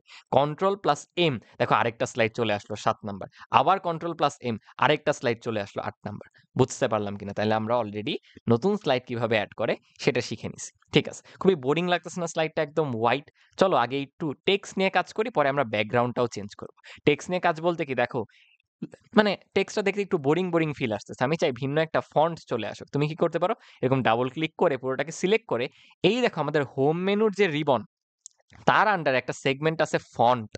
এখান থেকে এই যে এইখান থেকে তুমি ফন্ট সিলেক্ট করতে পারবা। তুমি চাইলে এরকম ড্র্যাগ ডাউন করে বিভিন্ন ফন্ট সিলেক্ট করতে পারো। আমার কাছে খুব ভালো লাগে পার্সোনালি হচ্ছে কালপুরুষ ফন্টটাকে। সো ভাইয়া ওই কালপুরুষ ফন্টটাকেই সিলেক্ট করে নিচ্ছি। দেখো আমাদের এসিএস ফিউচার স্কুল এখন দেখতে একটু কি সুন্দর লাগতেছে, তাই না? তুমি চাইলে কালারও চেঞ্জ করতে পারো। ধরো আমি এখানে হলুদ কালার দিলাম, লাল কালার দিলাম, এগুলো দিতে পারি কিন্তু, বাট আমার মনে হয় সাদার মধ্যে কালোটাই ভালো লাগতেছে, তাই না? সো আমি আপাতত কালোটাই রাখলাম। অ্যাজ ওয়েল অ্যাজ তুমি নিচের টেক্সটটাতে ওই কাজ করতে পারো, এবং দেখো প্যারাগ্রাফ যে সেগমেন্টটা, ওইখান থেকে তুমি লেফটে নিতে পারো, রাইটে নিতে পারো, বুঝছো? এখানে মেইনলি ইম্পর্টেন্ট যে পার্টটা, দেখো এইটাকে বলা হয় হচ্ছে বুলেট পয়েন্ট।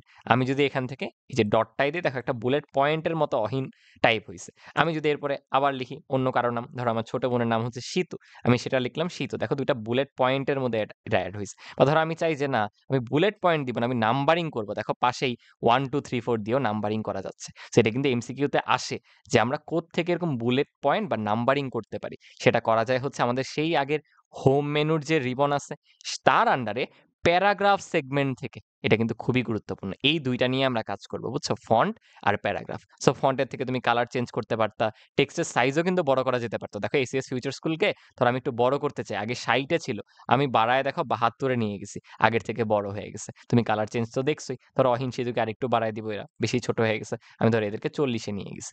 বুঝতে পারলাম কিনা? আই গেস এই ফাংশনগুলো নিয়ে তোমাদের আর কোনো ইস্যু নেই। আমরা চলো একটু ব্যাকগ্রাউন্ডটা চেঞ্জ করি বা সুন্দর করি। আমরা কি করতে পারি, দেখো ব্যাকগ্রাউন্ড চেঞ্জের জন্য এতক্ষণ আমরা হোমে ছিলাম, এখন চলে যাবো হচ্ছে ডিজাইন মেনুটাতে। ডিজাইন মেনুতে গিয়ে একদম রাইটে চলে আসো, দেখো ফরম্যাট ব্যাকগ্রাউন্ড বলে একটা অপশন আছে। ফরম্যাট ব্যাকগ্রাউন্ডে ক্লিক করো, দেখো অনেকগুলো অপশন চলে আসছে। আমরা এখান থেকে সলিড ফিল প্রেস করলাম। সলিড ফিল প্রেস করলে দেখলাম কোনো চেঞ্জ আসলো না, কারণ কি আমরা এখনো কালার সিলেক্ট করিনি, বা কালার আসলে হোয়াইট দেওয়া। দেখো এখান থেকে আমরা ফিল কালার করতে পারি, তুমি যেই কালার দিবা ব্যাকগ্রাউন্ড ওই কালার হয়ে যাবে। আল্লাহ, একটু আগে টেক্সটটাও ছিল কালো, আমি ব্যাকগ্রাউন্ডও করে দিছি কালো, তাই কিছু দেখা যাচ্ছে না। ধরো আমি ব্যাকগ্রাউন্ডে একটু ভিন্ন কালার দিই, ধরো ব্লু টাইপের কিছু দিলাম, দেখছো ব্যাকগ্রাউন্ডটা ওই কালারের হয়ে গেল। তুমি চাইলে গ্রেডিয়েন্ট ফিল দিতে পারো। গ্রেডিয়েন্ট মানে কি, এখানে কয়েকটা কালারের মিশ্রণ থাকে আর কি। এই যে দেখো, বুঝছো? আমি একটা কাজ করি, চলো এই টেক্সট বক্সটাকে কপি করে নিই। কপি কিভাবে করে জানো? Ctrl+C, Ctrl+C করে আমি পরের স্লাইডটায় গেলাম। এইখানে আমি আগের যে টেক্সট বক্সগুলো এগুলো একটু ডিলিট করে দিই। দেখো ওর বাউন্ডারিতে প্রেস করো, করে ব্যাক স্পেস বা ডিলিট যে কোনো একটা অপশন প্রেস করে দাও। আমি আবার Ctrl+V দিয়ে পেস্ট করে দিছি, মানে আগের ওই জিনিসটা কপি করে নিয়ে আসলাম। এইখানে আবার ব্যাকগ্রাউন্ডের ভিন্ন ডিজাইন করি। চলো সলিড ফিল দিয়ে আমরা এখানে রাখলাম হচ্ছে ব্লু কালারটা। আগেরটায় দেখো আমাদের গ্রেডিয়েন্ট আছে, এটাতে চলে আসছে কিন্তু এরকম ব্লু কালার। তুমি চাইলে আরো বিভিন্ন ফিল দিতে পারো। দেখো এখানে গ্রেডিয়েন্ট ফিল ছিল, সলিড ফিল ছিল, আবার প্যাটার্ন ছিল, বিভিন্ন রকম তোমার যেটা ইচ্ছা। দেখো প্যাটার্ন টাইপের ইয়েতে আর একটু ডিজাইন হবে আর কি, এগুলো একটু এক্সপ্লোর করে দেখতে পারো। বাট আলটিমেটলি আমাদের ওইটাই লাগবে। আমরা ব্যাকগ্রাউন্ডে কিভাবে আসছি, হোম মেনুতে আগে ছিলাম, আমরা চলে আসছি হচ্ছে ডিজাইন মেনুতে। ডিজাইন মেনু থেকে ফরম্যাট ব্যাকগ্রাউন্ড, সেইখান থেকে এই কাজটা করছি। তুমি যদি চাও অ্যাপ্লাই টু অল দিতে পারো, দিলে প্রত্যেকটা স্লাইডে দেখো একই কাজ হয়ে যাবে। বাট ভাইয়া তো সেটা চাচ্ছি না। সো আগের কাজটা যেটা ভুল করে ফেলছে ওটা চেঞ্জ করতে চাইলে তুমি কন্ট্রোল+Z প্রেস করতে পারো। দেখো আগের ইয়েতে আমি ব্যাক চলে আসছি। সো কন্ট্রোল+Z মানে হচ্ছে আন্ডো করা, মানে এক স্টেপ পেছনে চলে যাওয়া। লাইফ এটা হলে খুব ভালো হতো না, পরীক্ষায় একটা মিস্টেক করছি, এক স্টেপ পেছনে গিয়ে ওটা ঠিক করে ফেলতাম। আচ্ছা ঠিক আছে, এখন দেখো আমরা স্লাইড শো কিভাবে করতে পারি বলো তো, কোন আইডিয়া? তার আগে আমি একটু স্লাইডটা কপি করা দেখাই। দেখো এখান থেকেও তুমি কপি করে এখানেই পেস্ট করে দিতে পারো চাইলে। এই যে পেস্ট করে দিলাম, তাহলে একই রকম স্লাইড ধরো ভাইয়ের কয়েকটা হয়ে গেল, সাদা স্লাইডে থেকে কয়েকটা স্লাইড থাকলো। এখন চলো আমরা একটু স্লাইড শো দেখি। স্লাইড শোটা খুবই গুরুত্বপূর্ণ পরীক্ষায় আসার জন্য। স্লাইড শো তুমি কয়েকভাবে করতে পারো। আমাদের বইয়ে 3টা পয়েন্ট বলা, এর মধ্যে একটা ছিল ভিউ মেনুতে যাওয়া, ভিউ মেনুতে গিয়ে দেন স্লাইড শোতে যাওয়া। বাট এখনকার নতুন যে পাওয়ার পয়েন্ট সফটওয়্যার, সেখানে দেখো ভিউ মেনুতে কোনো স্লাইড শো বলে অপশন নাই, কারণ আলাদা করেই একটা মেনু বার চলে আসছে স্লাইড শো। সো মনে রাখবো আমরা যে ভিউ মেনুতে গিয়ে স্লাইড শোতে যাওয়া যায়, বাট এটা আপাতত আমরা প্র্যাকটিক্যালি দেখাতে পারতেছি না। তুমি বই অনুসারে মনে রাখো। বাট কোনটা প্র্যাকটিক্যালি দেখতে পারবো, তুমি চাইলে একদম নিচে আমাদের যে স্ট্যাটাস বার ছিল, শুরুতে শিখছিলাম না স্ট্যাটাস বার, সেইখানে দেখো একটা অপশন আছে, রাইটে চলে আসলে স্লাইড শো। দেখো মাউসের কার্সারটা রাখলে স্লাইড শো একটা অপশন আসতেছে, এখানে প্রেস করো, দেখো আমাদের স্লাইড শো শুরু হয়ে গেছে। দেন তুমি কিবোর্ড থেকে রাইট অ্যারোতে চাপ দাও, দেখবা সামনে গেছে। লেফট অ্যারোতে চাপ দাও, আবার পেছনে আসছে। আবার রাইটে দাও, সামনে গেল। আবার রাইটে দিলাম, আবার সামনে গেল। আবার রাইটে দিছি, বুঝছো? এইভাবে করে তুমি সামনে পেছনে আসতে পারো। আচ্ছা, এরপর কিবোর্ডের এসকেপ যে কিটা বা এসকেপ যে বাটনটা, ESC, একদম লেফটে টপ মোস্ট উপরের দিকেই থাকে এই বাটনটা, ওইটা প্রেস করলে আবার আমাদের এডিটিং প্যানেলে চলে আসছে। মানে আমরা যেখানে এডিট করতেছিলাম বা স্লাইডটা তৈরি করতেছিলাম সেটা চলে আসছে। এই একই কাজটা তুমি চাইলে কিবোর্ডের মাধ্যমেও করতে পারো, কিবোর্ড কমান্ড দিয়ে। সেটার জন্য তোমার জাস্ট প্রেস করতে হবে F5, বুঝছো? দেখো ভাই F5 প্রেস করলাম, শুরু হয়ে গেল কিন্তু আবার আমাদের স্লাইড শো। আমি সামনে যেতে পারি, পেছনে আসতে পারি, রাইট? এসকেপ ক্যারেক্টার দিয়ে বা এসকেপ কি দিয়ে আমি আবার ব্যাক চলে আসলাম। বাট এখানে একটা মজার বিষয় আছে। দেখো আমরা তো 1 নাম্বার স্লাইডেই ছিলাম, যেই আমি F5 দিচ্ছি আমার স্লাইড শো ওইখান থেকেই শুরু হয়েছে। আচ্ছা, এসকেপ দিয়ে পেছনে চলে আসছি। আমরা চলো 4 নাম্বার স্লাইডটায় যাই, যেটা হচ্ছে হোয়াইট, রাইট? মনে রাখো কিন্তু হোয়াইট। আমি F5 প্রেস করব আবার। F5 প্রেস করলাম, আল্লাহ, একদম প্রথম যে স্লাইডটা সেটাই চলে আসছে। এসকেপ দিয়ে বাইরে আসলাম। বুঝতে পারো নাই? ভাইয়া চলো একটা কাজ করি। এটাকে কপি পেস্ট করে আরেকটা স্লাইড রাখলাম। রেখে এইটাকে প্রথমে রেখে আমি নাম দিয়ে দিই। এটা হচ্ছে আমাদের first slide. SS future school ধরো আছে। এখানে আমি লিখতেছি এটা হচ্ছে ফার্স্ট স্লাইড, যাতে আমাদের বের করতে সুবিধা হয় যে আমরা কি প্রথম স্লাইডে আছি কিনা। চলো থার্ড স্লাইডে চলে যাই। এই যে এখানে ধরো এটার সাথে আমি এক্সট্রা লিখে দিই আমরা আছি হচ্ছে থার্ড স্লাইডে। থার্ড স্লাইড দেখতে একটু ভালো লাগতেছে না, তাই এটাকে চলো একটু মাঝখানে নিয়ে আসি। দেখো প্যারাগ্রাফ থেকে আমি মাঝখানে অ্যালাইন করে দিলাম। আচ্ছা, থার্ড স্লাইডে আছে। আমরা থার্ড স্লাইডে থেকে চলো F5 প্রেস করি। F5 প্রেস করলাম, আল্লাহ, দেখো সেই ফার্স্ট স্লাইডে চলে আসছে। এটা এমসিকিউর জন্য খুবই গুরুত্বপূর্ণ যে F5 দিয়ে স্লাইড শোতে গেলে সেটা কিন্তু একদম প্রথম স্লাইড থেকে শুরু হয় ভাইয়া, প্রথম পেজ থেকে শুরু হয়। আর আমরা যদি Shift+F5 দেই, তখন আমরা যেখানে আছি সেখান থেকে শুরু হয়। দেখো আমরা থার্ড স্লাইডে আছি না কারেন্টলি, ভাইয়া এখন কিবোর্ড থেকে শিফট প্লাস হচ্ছে F5 চাপ দিব। শিফট প্লাস হচ্ছে F5, দেখো একদম থার্ড স্লাইড থেকে শুরু হয়েছে। আবার করি চলো, আমি প্রথমে দিচ্ছি হচ্ছে F5, ফার্স্ট স্লাইডে চলে আসছে। বাইরে আসলাম, আমি এখন ফার্স্ট স্লাইডে আছি। চলো থার্ড এরটাই যাই, যে এবার শিফট প্লাস F5 প্রেস করতেছি। দেখো থার্ড থেকেই শুরু হয়েছে। এসকেপ দিয়ে বাইরে আসি, তাহলে এখানে টোটাল 3টা পয়েন্ট। F5 কি দিয়ে আমি আমার স্লাইড শো শুরু করতে পারি, বাট সেটা একদম শুরু থেকে শুরু হয়, রাইট? আমি যেই স্লাইডে আছি কারেন্টলি সেখান থেকে করতে হলে শিফট প্লাস F5 দিতে হবে, রাইট? আর স্লাইড শো থেকে বের হতে গেলে আমাদের এসকেপ ক্যারেক্টার বা ESC, যেটা আমাদের কিবোর্ডের একদম উপরের দিকে টপ মোস্ট লেফটে যেটা থাকে, সেই কিটা প্রেস করে আমরা বের হতে পারি। বুঝতে পারছি? আর এছাড়া তো ভাইয়া দেখালামই যে আমাদের স্ট্যাটাস বার থেকে আমরা স্লাইড শোতে যেতে পারি। এবার চলো আমরা স্লাইডে কিভাবে ছবি বা ভিডিও বা অ্যানিমেশন যোগ করব সেটা একটু দেখি। আমি চাচ্ছি যে আমাদের যে এসিএস ফিউচার স্কুল, তার টিমটাকে নিয়ে আসতে পুরোপুরি একটা ছবি আঁকার। সো আমি কি করব, আমি যেহেতু ইনসার্ট করতে চাই বা কিছু অ্যাড করতে চাই, ছবি আনতে চাই আমার স্লাইডে, সো আমি করব কি, এই যে ইনসার্ট যে ট্যাবটা বা হোমের পাশেই দেখো ইনসার্ট আছে না, ইনসার্ট মেনুটা, ইনসার্ট মেনুর রিবনে যাব, যে এই দেখো পিকচারে চলে যাব। এখন আমাদের আবার অপশন দেয় কোত্থেকে, আমি চাই আমার ডিভাইস থেকে ইনপুট দিতে। দেখো আমাদের এসএস ফিচার স্কুলের টিমের একটা ছবি, সেটাকে চাইলে আমি এরকম ছোট বড়ও করতে পারি। দেখছো, ছোট বড় করে যতটুকুতে ফিট হয় করে অ্যাড করে ফেললাম। এই হচ্ছে আমাদের এসিএস ফিচার স্কুলের পুরো টিম। তাহলে এটা কিন্তু এমসিকিউতে আসে। কিভাবে আমরা অ্যাড করতে পারি? আমাদের ইনসার্ট যে মেনু আছে, ইনসার্ট মেনু রিবন থেকে পিকচার্সে যাব, যে এরপর এখান থেকে ছবিটা সিলেক্ট করে দিব। ও ভাইয়া কিন্তু ডাবল ক্লিক করছি, আবার দেখাই, ইনসার্টে গিয়ে দেখো পিকচার্সে গেছি, এই ছবিটা ডাবল ক্লিক করছি। তুমি চাইলে জাস্ট একবার ক্লিক করে এই দেখো ইনসার্ট লেখা এমসিকিউতে আসে, আবার ইনসার্টে প্রেস করলে ছবিটা চলে আসবে। এক ছবি আর দুইবার লাগতেছি না, ব্যাক স্পেস বা ডিলিট প্রেস করে সরাই দিলাম। তাহলে ছবি অ্যাড করা খুবই ইজি না? চলো এবার আমরা একটা ভিডিও অ্যাড করি। চলো আমার ইচ্ছা করতেছে আমি একটা নেচারের ভিডিও অ্যাড করব। চল প্রকৃতির একটা ভিডিও অ্যাড করি। টেক্সট বক্সটা, এটাকে বলে টেক্সট এর বক্স, বুঝছো? এটাকে সাইডে রেখে আমি নেচার একটা ভিডিও অ্যাড করতে চাই। আবার আমার সেই ইনসার্টে যেতে হবে, যে এবার আর পিকচার্স না, একদম রাইট কর্নারে চলে আসো, দেখো এই যে ভিডিও অপশন আছে, ভিডিও থেকে তুমি চাইলে ভিডিও অ্যাড করতে পারো। দেখো আমাদের সুন্দর একটা সানসেটের ভিডিও আছে, আমি এটা অ্যাড করে দিলাম এবং আমি একটু সাউন্ডটা কমায় দিই, বুঝছো, নাহলে আবার বেশি সাউন্ড হয়ে যাবে। এরপর প্লে করে দিই, দেখো আমরা কিন্তু ভিডিও প্লে করতে পারতেছি। এটাকেও তুমি ছোট বড় করতে পারো চাইলে। এই যে নেচারের ভিডিও। আমরা চলো তো এই পুরো স্লাইড শোটা শুরু থেকে দেখি। মনে আছে কারো?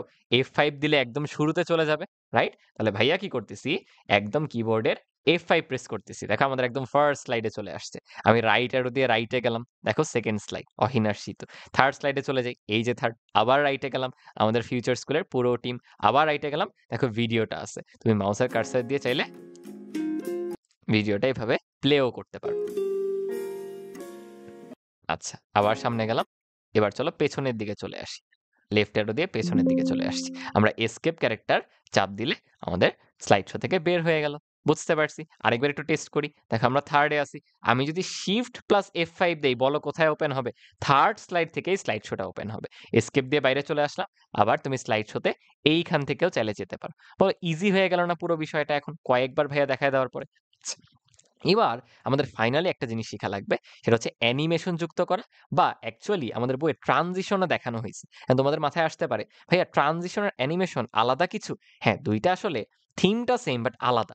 আগে কি ছিল, এই ট্রানজিশন আর অ্যানিমেশন দুইটা ট্যাব বা দুইটা মেনু বার একসাথে ছিল, এখন কিন্তু আলাদা দুইটা। বুঝছো? এখন তোমাদের মাথায় প্রশ্ন আসতে পারে, ট্রানজিশন আর অ্যানিমেশনের মধ্যে পার্থক্যটা কি? অ্যানিমেশন হচ্ছে, দেখো ধরো ফর এক্সাম্পল এই স্লাইডে আমি আসলাম, এসে আমাদের এই পিকচারটাকে আমি হোল্ড করে আসি বা সিলেক্ট করে আসি, এসে আমি ধরো এখানে ফ্লাই ইন একটা অপশন দিলাম, তাহলে এই ছবিটা এইভাবে আসবে স্লাইড শো হওয়ার সময়, এই যে ফ্লাই ইন একটা ছবি আসতেছে। আর ট্রানজিশন হচ্ছে, ধরো আমি আগের যে থার্ড স্লাইড সেখান থেকে ফোর্থ স্লাইডে আসবো, এই দুইটার মধ্যে যে মোশনটা হবে, এই দুইটার মধ্যে যে এফেক্টটা হবে, সেইটা মানে দুইটার মাঝখানে, একটা কিছু থেকে একটা স্লাইড থেকে আরেকটা স্লাইডে যাওয়ার মাঝখানে যেটা হচ্ছে, ওইটা হলো আমাদের ট্রানজিশন। আর একটা স্লাইডের মধ্যেই ধরো একটা ইমেজ বা টেক্সট, ধরো আমি এই টেক্সটটাকে একটু একটা অ্যানিমেশন দিতে চাই, ওকে কি দেওয়া যায়? এই যে এরকম স্প্লিট হয়ে আসবে, দেখছো? এটা কিন্তু ট্রানজিশন হয়ে গেছে। আমি যদি অ্যানিমেশনে যাইতাম এই টেক্সটার মধ্যে, চলো দিয়ে দিই ওয়াইপ, এই যে এরকম ওয়াইপ হয়ে আসবে। বুঝছি? আমরা অ্যাড করলাম ট্রানজিশন অ্যানিমেশন। চলো একদম প্রথম স্লাইড থেকে আমরা F5 দিয়ে দেখা শুরু করি। স্লাইড শো, ফার্স্ট স্লাইডে আসলাম, রাইট অ্যারো প্রেস করে সেকেন্ডে গেলাম, রাইট অ্যারো প্রেস করে থার্ডে গেলাম। দেখো থার্ড থেকে ফোর্থে যাওয়ার সময় একটা ট্রানজিশন হবে, দেখো একটা ট্রানজিশন হলো, হয়ে আমাদের ছবিটা আসলো, টেক্সটটা আসলো। তাহলে আবার বুঝি, দেখো পেছনে চলে আসছি, এই যে থার্ড স্লাইড, এখান থেকে যে ফোর্থ স্লাইডটায় যাচ্ছে, এই যে হোয়াইট হলো, এইটা হলো ট্রানজিশন। আর হোয়াইটের মধ্যে যে ছবি আর টেক্সটটা আসতেছে, এইটা কিন্তু অ্যানিমেশন। বুঝতে পারছি কিনা? এসকেপ দিয়ে বাইরে চলে আসি। আমরা কি করতে পারি, চাইলে প্রত্যেকটাতেই এরকম ট্রানজিশন অ্যানিমেশন অ্যাড করতে পারি। হোয়াইটটা ভালো লাগতেছে না, চলো তো ব্যাকগ্রাউন্ডটা চেঞ্জ করে আসি। আমাদের ডিজাইন থেকে ওই যে ফরম্যাট ব্যাকগ্রাউন্ড, চলো এখানে একটা গ্রেডিয়েন্ট ফিল দিই, দিয়ে আমরা একটু কালারটা চেঞ্জ করলে ভালো হয়। এই কালারটা ভালো লাগতেছে না, চলো একটা রেডিশ টোন নিয়ে আসি আমরা এবার। নাকি রেড কালার অতটা ভালো লাগবে না, আমরা একটু ইয়েলোইশ একটা টোন নিয়ে আসি। এই দেখো ফার্স্ট স্লাইডের মধ্যে একটা ইয়েলোইশ টোন আমাদের চলে আসছে। ঠিক আছে, দেখো আমরা ট্রানজিশনে যাই, যে দ্বিতীয় স্লাইডের এখানে চলো দিয়ে দিই একটা ওয়াইপ অ্যানিমেশন হবে। এরপর তৃতীয় স্লাইডের এখানে চলো একটা কাট অ্যানিমেশন দিয়ে দিই। চতুর্থ স্লাইডে গিয়ে চলো একটা র্যান্ডম বার্ডস এরকম অ্যানিমেশন দিয়ে দিই। আর আমাদের নেচারের আগে চলো একটা কভার অ্যানিমেশন দিয়ে দিই। তোমরা এরকম ট্রাই করে দেখতে পারো, তোমাদের যেটা ভালো লাগে। ঠিক আছে? আচ্ছা, ট্রানজিশন দিছো আর কি। তোমাদের বইয়ে ট্রানজিশনকে অ্যানিমেশন হিসেবেই বলা, সো ওখানে আলাদা করবা না, এখানে প্র্যাকটিক্যালি ভাই আলাদা করে দেখাচ্ছি। চলো আমরা এখন আমাদের স্লাইড শো শুরু করি। কিবোর্ডের একদম F5 এ প্রেস করো, তাহলে একদম ফার্স্ট থেকে শুরু হবে। এই রাইট এরো প্রেস করে একটু ডান দিকে গেলাম, দেখো সুন্দর একটা এফেক্ট দিয়ে সেকেন্ড স্লাইডটা আসলো। আবার রাইটে গেলাম, এখানে কিছু অ্যাড করা হয়েছিল না আসলে। আচ্ছা, আবার রাইটে গেলাম, দেখো সুন্দর একটা অ্যানিমেশন হলো। এই যে ট্রানজিশন হয়েছে আসলে, এখন অ্যানিমেশন দিয়ে ছবিগুলো আসতেছে। আবার আমাদের নেচার আসলো, আমরা চাইলে নেচারটাকে প্লেও করতে পারি।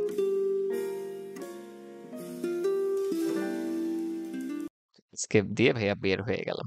বলো তো পাওয়ার পয়েন্ট কি খুবই ইজি না, খুবই সোজা না? তো এখানে আমরা বেসিক টু অ্যাডভান্স সব টিউটোরিয়াল তো আর শিখতেছি না, জাস্ট একটা ইন্ট্রোডাকশন হচ্ছে, পাশাপাশি আমাদের পরীক্ষায় এমসিকিউ পারার জন্য যা যা দরকার সেটা আমরা শিখে নিলাম। তাহলে ফাইলটা কিভাবে সেভ করে আমরা দেখছি, কিভাবে নতুন স্লাইড যুক্ত করে, প্রত্যেকটা কিবোর্ড কমান্ড কিন্তু ভালোভাবে মনে রাখতে হবে। আর ওই যে যেই অপশনগুলো বা ফাংশনগুলো আমরা ইউজ করছি, যেমন এই যে আমরা যখন টেক্সট নিয়ে কাজ করছিলাম, এগুলার ফন্ট বাড়ানো, সাইজ বাড়ানো, কমানো, ফন্ট চেঞ্জ করা, এই সবকিছু কিন্তু ফন্ট গ্রুপের মধ্যে ছিল। এরপর অ্যালাইনমেন্ট, যেটাকে আমি বুলেট পয়েন্টে রাখবো নাকি নাম্বারিং করব, সাইডে নিব নাকি মাঝখানে রাখবো, এটা কিন্তু আমরা করছি প্যারাগ্রাফ গ্রুপিং এর এইখান থেকে, রাইট? দেন ইনসার্ট করছি পিকচার থেকে ভিডিও, আমরা অ্যানিমেশন যোগ করছি। তুমি চাইলে কিন্তু সাউন্ডও যোগ করতে পারতা, জানো কিভাবে সাউন্ড অ্যাড করব?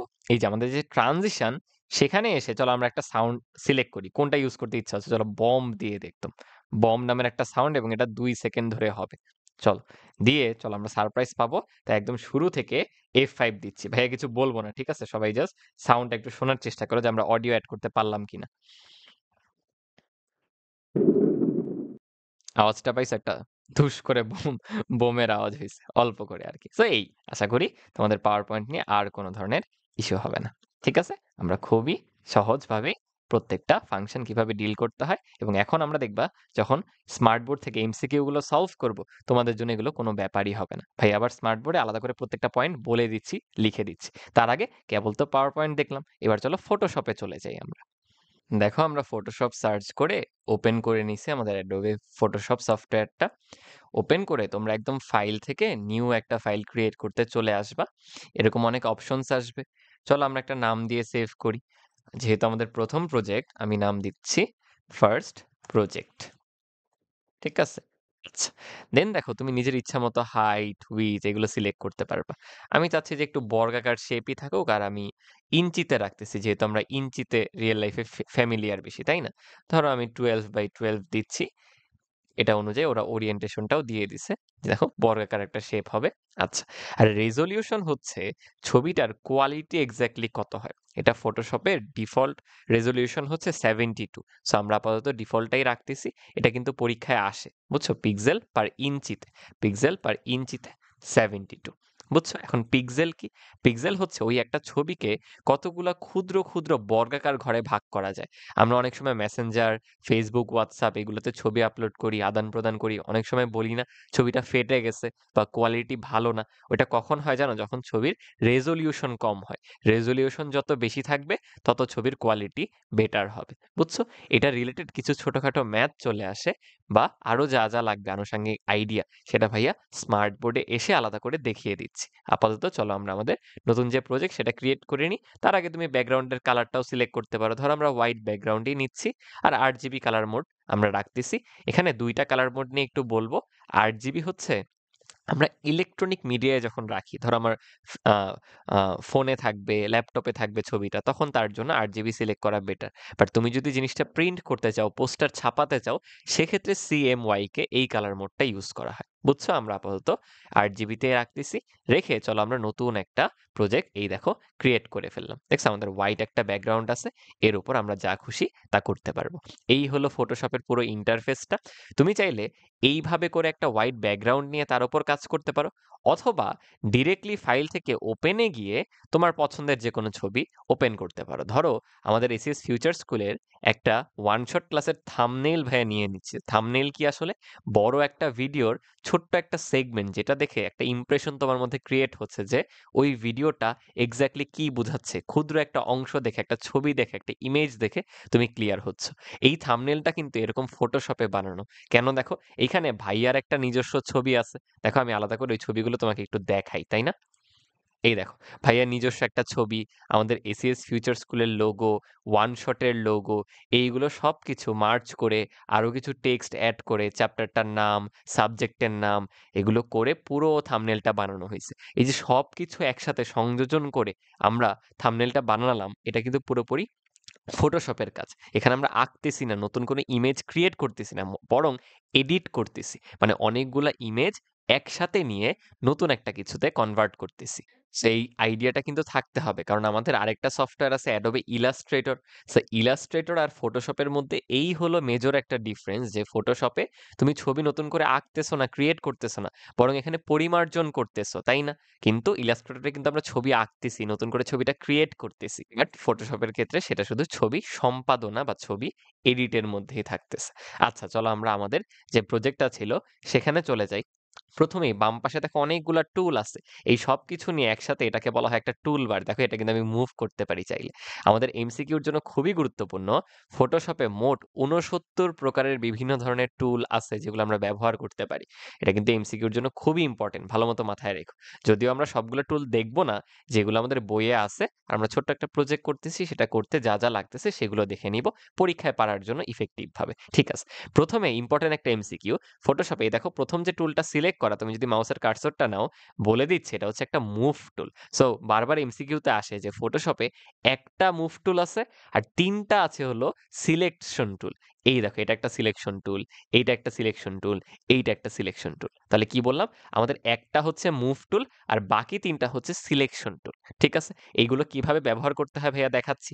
তার আগে আমি কি করব, এটা তো আমাদের একটা ব্যাকগ্রাউন্ড ছিল, আমি ব্যাকগ্রাউন্ডের উপরে অন্য কিছু কাজ করতে চাই। সো আমরা চাইলে দেখো রাইটে একটা অপশন আছে, মাউসের কার্সর নিলে এটাকে বলা হয় ক্রিয়েট নিউ লেয়ার। সো আমরা নতুন একটা লেয়ার ক্রিয়েট করতে পারি। দেখো লেয়ার 1 চলে আসলো। নিচে তো আমাদের ব্যাকগ্রাউন্ডটা আছেই, ওইটার উপরে আরেকটা লেয়ার আছে যেখানে আমরা কাজগুলো করব। সো এটাও কিন্তু গুরুত্বপূর্ণ, ফটোশপে আমরা এরকম অনেকগুলো লেয়ার নিয়ে কাজ করব। ঠিক আছে, সো লেয়ার 1 এ দেখো আমি প্রথমে এই অপশনটা যদি যাই, আসলে এগুলো এক একটা গ্রুপ টুল। তুমি যদি মাউসের রাইট ক্লিক করো, দেখো একসাথে অনেকগুলো টুল আসতেছে। দেখছো রেক্টেঙ্গুলার, এলিপ্টিক্যাল, সিঙ্গেল রো, এদেরকে গ্রুপ টুল বলা হয়। বইয়ে এটা বলা আছে কি, যে প্রত্যেকটা টুলের যেসব ক্ষেত্রে তুমি এরকম জেড আইকন দেখতে পাবা, দেখো সবগুলা টুলের মধ্যে কোনোটায় নিচের দিকে এরকম একটা অ্যারোর মতো আছে, বা যেটাকে বইয়ে বলা হয়েছে জেড আইকনের মতো আছে, সেইগুলোতে রাইট ক্লিক করলে তুমি আরো অনেক অপশন পাবা। এগুলো হচ্ছে এক একটা গ্রুপ টুল। তো আমি ধরো প্রথমে রেক্টেঙ্গুলার একটা শেপ নেই বা আয়তাকার শেপ নেই, তখন কি হবে দেখো, আমি মাউস ক্লিক করে যদি টানি, একটা আয়তক্ষেত্রের মতো সিলেকশন হয়ে গেল।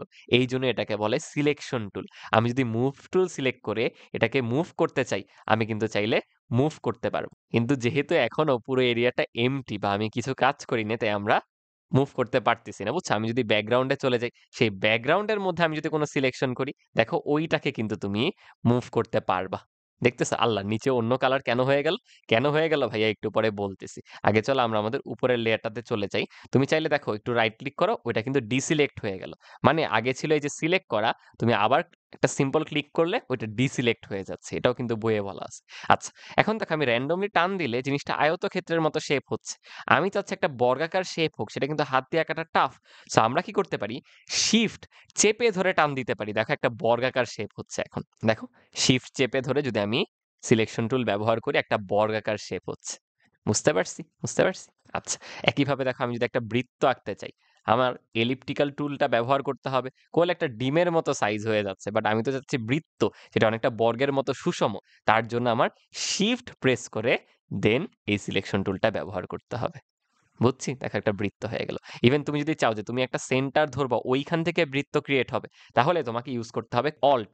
অল্ট প্রেস করো, দেখো তুমি যেখানে সিলেক্ট করছিলা ওইখান থেকে কেন্দ্র ধরে ও শুরু করতেছে। আবার দেখাই, দেখো অল্ট প্রেস করে শুরু করলাম, আমি দেখো যেইখানে কেন্দ্র ধরছি ওইটাকেই কেন্দ্র রেখে ও চারিদিকে সিলেক্ট করতেছে পুরো এরিয়াটাকে। তুমি যদি চাও বৃত্ত করতে, তাহলে কি করবা, শিফট প্লাস অল্ট, তাহলে এইখানে কেন্দ্র আমার মাউসের কার্সর, দেখো ওইখান থেকে বৃত্ত ক্রিয়েট হয়ে গেল। বুঝছি? এগুলো একটু নিজেরা ট্রাই করে দেখতে পারো, আমি আলাদা করে দেখালাম না।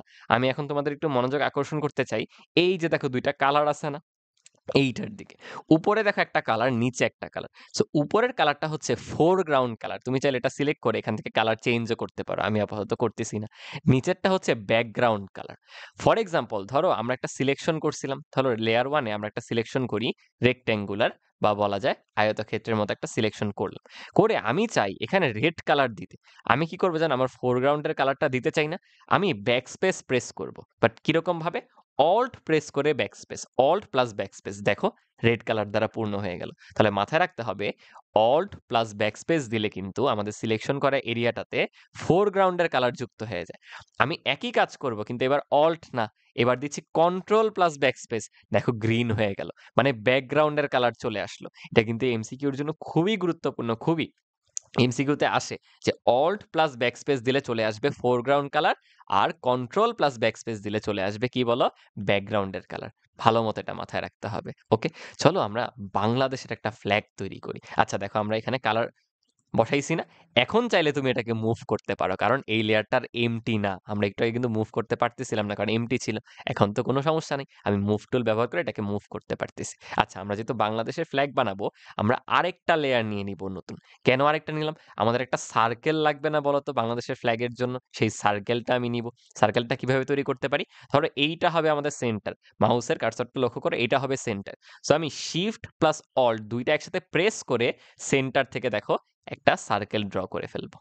এই দেন সার্কেলের মধ্যে আবার রেড কালার লাগবে। সো পেছনেরটাই কিন্তু ব্যাকগ্রাউন্ডের কালার দিছি, মানে ব্যাকস্পেস প্লাস কোনটা ছিল বলো? Control plus backspace. বাট এবার আমরা দিব অল্ট প্লাস ব্যাকস্পেস। দেখো অল্ট প্লাস ব্যাকস্পেস দিলে চলে আসলো রেড কালার। এবং লক্ষ্য করো আমার কিন্তু লেয়ার 2 সিলেক্ট করা, তাই এর উপর সব কাজগুলো হচ্ছে। বুঝতে পারছি? দেখো আমাদের একটা সুন্দর বাংলাদেশের ফ্ল্যাগ তৈরি হয়ে গেল। তুমি চাইলে যদি লিখতে চাও যে এটা আমার বাংলাদেশের ফ্ল্যাগ, তুমি সেটাও লিখতে পারবা। দেখো এখানে একটা টেক্সট টুল আছে, হরাইজন্টাল টেক্সট টুল। এখানে ক্লিক করো, দেখো তোমাকে টেক্সট লিখতে দিবে। আমি ধরো লিখতে চাই পুরোটা সিলেক্ট করে বাংলাদেশ, ডাবল ক্লিক করলে বাংলাদেশ সিলেক্ট হয়ে যাবে। এই দেখো বাংলাদেশ। বেশি ছোট হয়ে গেল না? পুরোটা সিলেক্ট করে এই দেখো উপরে অনেকগুলো অপশনস আছে। এই অপশন থেকে তুমি সাইজটা বাড়াতে পারো। ফর এক্সাম্পল আমি সাইজ দিয়ে দিলাম 40। দেখো একটু বড় হয়ে গেছে। তুমি চাইলে এখান থেকে ফন্ট চেঞ্জ করতে পারো। আমি এই ফন্টটাই আপাতত রাখতেছি এবং আমি চাই মুভ করে, মানে টেক্সটটাকে মুভ করে একটু মাঝখানের দিকে নিয়ে আসবো। দেখো আমি কিন্তু সেইটাও করতে পারতেছি। বুঝছো? এবার আমরা একটু চলো চলো দেখি স্ট্রোক কিভাবে ব্যবহার করে। আমার যে ফ্ল্যাগটা, আমি সেটার চারপাশে একটা বাউন্ডারি দিতে চাই, বা সাদার সাথে দেখতে ভালো লাগতেছে না। তো আমি কি করতে পারি? আমাদের যে লেয়ার 1 সেটাকে সিলেক্ট করে দেখো এডিট বলে একটা অপশন আছে। এডিটে চলে যাব। এইখান থেকে দেখো স্ট্রোক, এটা পরীক্ষার জন্য খুবই গুরুত্বপূর্ণ। এই স্ট্রোকটাকে ইউজ করব এবং কালার ধরো স্ট্রোকের কালার ভাইয়া দিচ্ছি হচ্ছে ব্ল্যাক। হোয়াইটের মধ্যে ব্ল্যাকটাকে সুন্দর লাগবে দেখতে। এবং এইখানে চলো আমরা সিলেক্ট করে দেই ৫। তাহলে দেখো তো কি হচ্ছে? ওই যে আমাদের গ্রিন কালার যে অংশটা ছিল বা লেয়ার 1 ছিল, তার আশেপাশে একটা বাউন্ডারি তৈরি হয়ে গেল। সো স্ট্রোক হচ্ছে অ্যাকচুয়ালি বাউন্ডারি ক্রিয়েট করে। আর আমরা একটু আগে যে কালার ভিতরে তৈরি করলাম বা পুট করলাম, ওটাকে বলে ফিল করা। ওটা হচ্ছে বাউন্ডারি না, ভেতরে তৈরি করছে। আর স্ট্রোক হচ্ছে বাইরের দিকে বা বাউন্ডারিতে তৈরি করে। এত বেশি স্ট্রোক থাকলে আবার দেখতে ভালো লাগতেছে না। চলো এটাকে এডিট করে স্ট্রোকটা একটু চেঞ্জ করে ফেলি। আমরা ৫ থেকে আমার মনে হয় ২ বা ৩ এ থাকলে অনেক সুন্দর লাগবে দেখতে। দেখো ২ এ রাখলাম। আল্লাহ, চেঞ্জ হলো না কেন? মনে হয় কোনো একটা ভুল হইছে। চলো আবার দেখে আসি। স্ট্রোকে গিয়ে আমরা কয়েকবার কিন্তু স্ট্রোক এপ্লাই করে ফেলছি। বুঝছো? কয়েকবার হয়ে গেছে। সো আমি কন্ট্রোল জেড প্রেস করে দেখো আনডো করে ফেললাম। সো তোমরা চাইলে এই যে এখান থেকে এডিট থেকে আনডো মুভও করতে পারো, অথবা কন্ট্রোল জেড প্রেস করতে পারো। তাহলে তুমি কোনো ভুল করলে সেটা ঠিক হয়ে যাবে। ওইটা আবার শুধরায় নিতে পারবা। রিয়েল লাইফে এটা হইতে পারলে খুব মজা হতো, তাই না? আচ্ছা এখন আবার দেখো আমি এডিট থেকে যাচ্ছি আমাদের স্ট্রোক লেয়ারে, মানে স্ট্রোক অপশনটাতে, যেয়ে আমি এবার 2 রাখতেছি মানটা। এই দেখো এখন বাইরে বাউন্ডারিটা দেখতে সুন্দর লাগতেছে। তুমি যদি চাও বৃত্তটার ক্ষেত্রে দিবা, সেটাও করতে পারো। ধরো বৃত্তের ক্ষেত্রে আমি দিব, বাট এবার আরো কম, মানে 1। বৃত্তের যে লেয়ারটা সেটা সিলেক্ট করছি ২ নাম্বার, এবং এখানে গিয়ে আমি ভ্যালুটা রাখতেছি অনলি 1 রেখে ওকে করে দিলাম। দেখো এখন আমাদের অনেক সুন্দর বাংলাদেশের একটা ফ্ল্যাগ তৈরি হয়ে গেল। এখন ধরো আমি লেয়ার 2 তে হঠাৎ করে ভুলবশত এরকম মুভ করে ফেলছি। আল্লাহ! আবার আগের জায়গায় ফেরত যাবো কিভাবে? তুমি বললে আমি কন্ট্রোল জেড করে ফেরত চলে যাবো। বাট এটা একটা ঝামেলা না? এইজন্য আমরা কি করতে পারি জানো? এই পুরো জিনিসটাকে একসাথে একটা লেয়ারে কনভার্ট করে ফেলতে পারি। যাতে করে কি হয়? কোনোভাবেই আমি ভুল করে এদেরকে মুভ করে ফেলবো না। মানে ধরো আমাদের যে থাম্বনেইলটা ছিল, এখানে তো অনেকগুলা সেগমেন্ট একসাথে। তুমি ধরো এই ওয়ান শট সহ এই অংশটা আগে ক্রিয়েট করছো। এরপর চাও যে বাকি অংশের কাজ করতে। তখন তো তুমি চাবা না এটা মুভ করুক। সেটাকে কিভাবে ফিক্স করা যায়? আমরা করছি কি? প্রত্যেকটা লেয়ার একসাথে করে দিব। তার জন্য আমি একটা জিনিস দেখাই তো, ম্যাজিক। দেখো তো গায়েব হয়ে গেল না? তার মানে এই যে চোখের মতো আইকনটা এটা অফ করে দিলে ওইটা আর দেখা যায় না, অন করে দিলে ওইটা আবার থাকতেছে। তো আমরা করব কি, যে কোনো একটা লেয়ার বা বলতে পারো একদম টপ মোস্ট যে লেয়ারটা ওইটাকে সিলেক্ট করে দেখো রাইট ক্লিক করছি ভাইয়া, এখানে অনেকগুলো অপশন চলে আসছে না, অনেকগুলো। আমি সবগুলো অপশন দেখবো না, বা এটা বাদ দিই, লেয়ার 2 তে আসো। এই যে লেয়ার 2 তে এসে দেখো একটা অপশন আছে মার্জ ভিজিবল। আমি যদি মার্জ ভিজিবলই দেই, দেখো পুরোটা একটা লেয়ারের মধ্যে চলে আসছে। বাট ভাইয়া চাচ্ছি না ব্যাকগ্রাউন্ডটা পুরো লেয়ারে চলে আসুক। তো আমি আবার কন্ট্রোল জেড করে পেছনে চলে যাই, ব্যাকগ্রাউন্ডটাকে একটু আপাতত চোখ বন্ধ করে রাখি। এইবার আমি রাইট ক্লিক করে মার্জ ভিজিবলে যাচ্ছি। তাহলে কি হইলো দেখো, ব্যাকগ্রাউন্ড বাদে বাকি সবাই একসাথে একটা লেয়ারে চলে আসলো। এখন যদি তুমি মুভ টুল ব্যবহার করে মুভ করো, দেখো প্রত্যেকটা লেয়ার, আমাদের টোটাল 3টা লেয়ার ছিল। বাংলাদেশের ফ্ল্যাগের সবুজ অংশটা, রেড সার্কেলটা, আবার বাংলাদেশ লেখাটা, 3টা একসাথে আমরা মুভ করতেছি। বুঝছো? এই মুভ করার বিষয়টা বা একসাথে অনেকগুলো লেয়ারকে একীভূত করার বিষয়টা কিন্তু আমাদের বইয়ে বলা আছে। এটা বুঝতে হবে। বলো ক্লিয়ার হইতে পারলাম কিনা? তুমি চাইলে এই যে অন্যান্য আরো সিলেকশন আছে না, সেই টুলগুলোর ব্যবহার দেখতে পারো। ধরো এখানে আছে হচ্ছে আমাদের লেজো টুল। লেজো টুলে কি হয়, তুমি কলমের মতো মার্ক করে দেখো এভাবে মার্ক করে দিতে পারবে। এই যে ঘুরায় আমি এতটুকু সিলেক্ট করছি। আমার কাছে মনে হয় এটা খুব একটা ভালো না, আনলেস তুমি মাউস দিয়ে খুব ভালো আঁকতে পারো আর কি। আচ্ছা, তবে আমার কাছে খুব ভালো লাগে, এখানে দেখো একটা আছে ম্যাজিক টুল। দেখো ম্যাজিক টুল, এখানে হয় কি, আমি যদি রেড অংশটাই সিলেক্ট করি, দেখো পুরো আমার সার্কেলটাকে ও সিলেক্ট করে দিয়ে দিছে। মজাদার না? মানে ও কি করে, কমন একটা এরিয়া সিলেক্ট করে যেখানে পুরোটা জুড়ে একটা কালার আছে, কমন একটা কালার। দেখো আমি যদি আবার এই সবুজ অংশটা সিলেক্ট করি, দেখো সবুজ প্রান্তটা সিলেক্ট করে দিচ্ছে। শুধু ব্ল্যাকটা করি, শুধু ব্ল্যাকটাকে করে দিবে। এরকম আর কি। আচ্ছা, এখন আপাতত আমাদের সিলেকশন টুল লাগতেছে না। আমরা একটু জুম করতে চাই, চলো জুম কিভাবে করব সেটা একটু শিখাই। তুমি জুম করতে চাইলে এই দেখো ম্যাগনিফাইং গ্লাসের মতো একটা আইকন আছে না, এটাই প্রেস করতে পারো। তারপর দেখো তোমার কার্সরটা এখন পজিটিভ সাইন হয়ে গেছে। তো আমি একবার প্রেস করলে দেখো জুম হলো, আবার প্রেস করলে জুম হলো, আবার প্রেস করলে জুম হলো। দেখছো? এইভাবে করে করে তুমি জুম করতে পারো। আর আমরা যদি ইয়ে করি, অল্ট প্রেস করে ধরে রাখি, এখন দেখো মাইনাস হয়ে গেছে। আবার প্রেস করে এখন জুম আউট হবে, আবার প্রেস করে জুম আউট হবে। বুঝলাম। এটাকে আরো সুন্দর ওয়েতে করা যায় কিবোর্ড কমান্ড ইউজ করে। ধরো আমরা মুভ টুলেই আছি, কোনো ধরনের জুম টুল ব্যবহার করব না, আমি জাস্ট কিবোর্ড ইউজ করব। কিবোর্ড ইউজ করে কন্ট্রোল প্লাস হচ্ছে প্লাস, প্লাস মানে কি জুম ইন করে না, so control plus plus press করো, দেখো ভিতরের দিকে ঢুকে গেছে, জুম ইন হয়ে গেছে। আবার প্লাস দিলাম। আর যদি কন্ট্রোল প্লাস মাইনাস দাও বা হাইফেন দাও, দেখো বাইরের দিকে আসতেছে। এই জুম ইন জুম আউট এর যে কিবোর্ড কমান্ড, এটা কিন্তু পরীক্ষার জন্য খুবই গুরুত্বপূর্ণ। কন্ট্রোল প্লাস দিলে হচ্ছে জুম ইন হচ্ছে, কন্ট্রোল মাইনাস দিলে হচ্ছে জুম আউট। বুঝতে পারছি? ঠিক আছে, ঠিক আছে। এরপর দেখো কখনো কখনো তোমার একই জিনিস মাল্টিপল টাইম ইউজ করা দরকার হতে পারে। তো তুমি চাইলে এটাকে কপি করতে পারো। কিরকম? কপি করার আগে আগে চলো দেখাই পুরোটাকে একসাথে তুমি কিভাবে একটু সাইজ বড় ছোট করতে পারো। দেখো এডিট অপশনে গিয়ে এখানে একটা অপশন আছে ফ্রি ট্রান্সফর্ম, বা কন্ট্রোল প্লাস টি প্রেস করে এটাতে যাওয়া যায়। দেখো তুমি একটু চাইলে ছোট বড় করতে পারো। আমি ছোট করে স্পেসটা তৈরি করে নিলাম। এখন দেখো ভাইয়া যদি অল্ট প্রেস করে, মানে ওটাকে হোল্ড করে আসি, অল্ট প্রেস করে টান দেই, তাহলে দেখো ওইটার একটা হুবহু কপি ক্রিয়েট হয়ে যাচ্ছে। এভাবে মাঝে মাঝে দেখো আগের লেয়ারটারই আমি কপি ক্রিয়েট করতে পারি। বুঝছো? তুমি ধরো চাও এই ছবিটাকে পাশের যে আমাদের প্রজেক্টটা ছিল সেটার মধ্যে নিয়ে যেতে, অনেক সময় এরকম করা দরকার হয়। কি করব, জাস্ট একটা ছবি নিয়ে এই দেখো পাশেরটায় প্রেস করলাম বা পাশেরটার উপরে রাখলাম, এই দেখো চলে আসছি, ছেড়ে দাও, দেখো পাশের ছবিতেও চলে আসছে। দেখছো? এইভাবে করে আমি চাইলে এটাকে এখানেও নিয়ে আসতে পারি। বুঝছো? এরপর মাঝে মাঝে ধরো তোমার কোনো একটা ইমেজের কালার, কন্ট্রাস্ট এগুলো একটু বাড়াতে হইতে পারে, কমাইতে হইতে পারে। তুমি কি করতে পারো? সিম্পলি এই যে ইমেজে চলে আসবা। ইমেজে এসে ইমেজের অ্যাডজাস্টমেন্ট যে অপশনটা সেখানে আসবা। ব্রাইটনেস, কন্ট্রাস্ট তুমি চাইলে এগুলো আপ ডাউন করতে পারো। দেখো পেছনের যে ইমেজটা ওটার ব্রাইটনেস, কন্ট্রাস্ট এগুলো বাড়াতে কমাতে পারি। তুমি চাইলে ভাইকে একটু কালো করে দিতে পারো, আবার ফর্সা বানায় দিতে পারো। এরকম আরকি। দেখো কন্ট্রাস্ট দিলে আরো ডার্ক ডার্ক হচ্ছে আরকি। কালারটা একটু বাড়তেছে। আর ব্রাইটনেস নিলে তো বুঝছোই, ঔজ্জ্বল্যতা আরকি। এই হলো মোটামুটি আমাদের ফটোশপের বিভিন্ন টুলস। এই যে আমরা এত কিছু তৈরি করলাম, আমাদের সেভ করতে হবে না। তো তুমি চাইলে ফাইল থেকে এই যে সেভ এ দিতে পারো, বা কন্ট্রোল প্লাস এস প্রেস করতে পারো। তাহলে আমাদের ইয়ের মধ্যে, কম্পিউটারের মধ্যে সেভ হয়ে যাবে।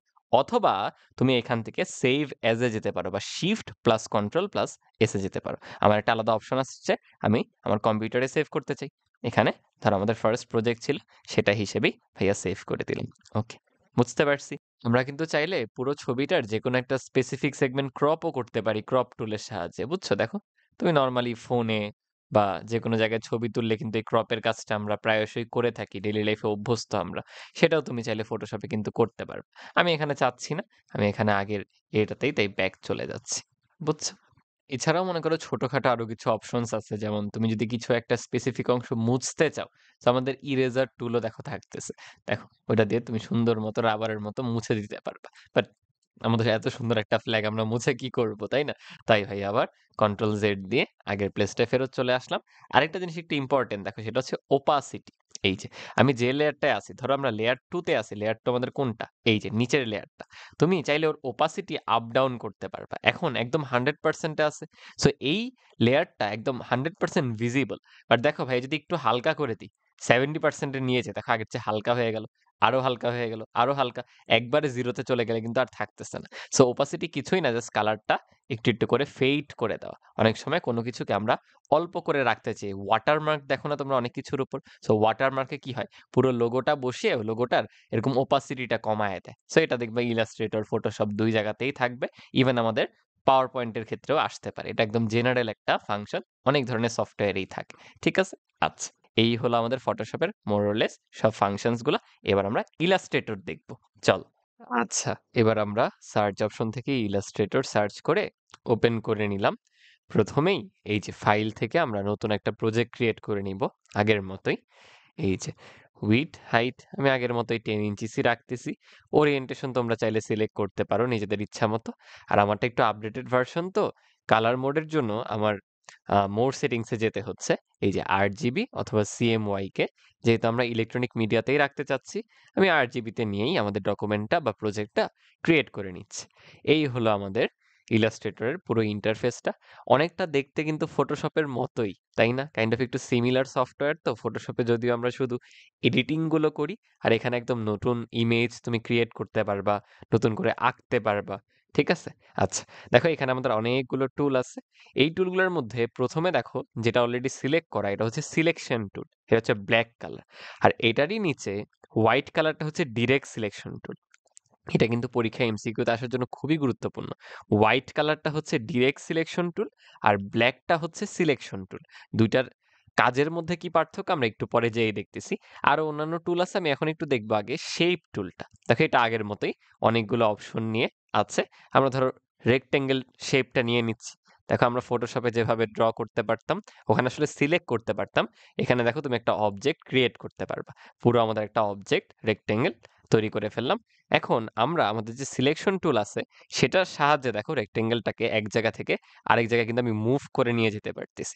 ইভেন তুমি চাইলে সাইজ বড় ছোট করতে পারো। দেখো ছোট করে ফেললাম, বড় করে ফেললাম, তুমি দৈর্ঘ্য প্রস্থ আলাদাভাবে বড় ছোট করতে পারো আর কি। তো এইটা হচ্ছে সিলেকশন টুলের কাজ। তাহলে ডিরেক্ট সিলেকশন টুল কি করে? দেখো সিলেকশন টুল যা যা করতেছিল ডিরেক্ট সিলেকশন টুল সেটাও করতেছে, বাট ওর একটা স্পেশাল পাওয়ার আছে, যেটা এক্সট্রা পাওয়ার। সেটা কি? দেখো প্রত্যেকটা প্রান্তে প্রান্তে তুমি কার্সরটা নিয়ে গেলে বলবে অ্যানকার, মানে এটা হচ্ছে অ্যানকার পয়েন্ট। তুমি একবার ক্লিক করো, দেন তুমি অ্যানকার পয়েন্টের প্রপার্টিসে চলে আসছো। এখন দেখো এটা টান দিয়ে তুমি নিজের মতো শেপটাকে পরিবর্তন করতে পারবা।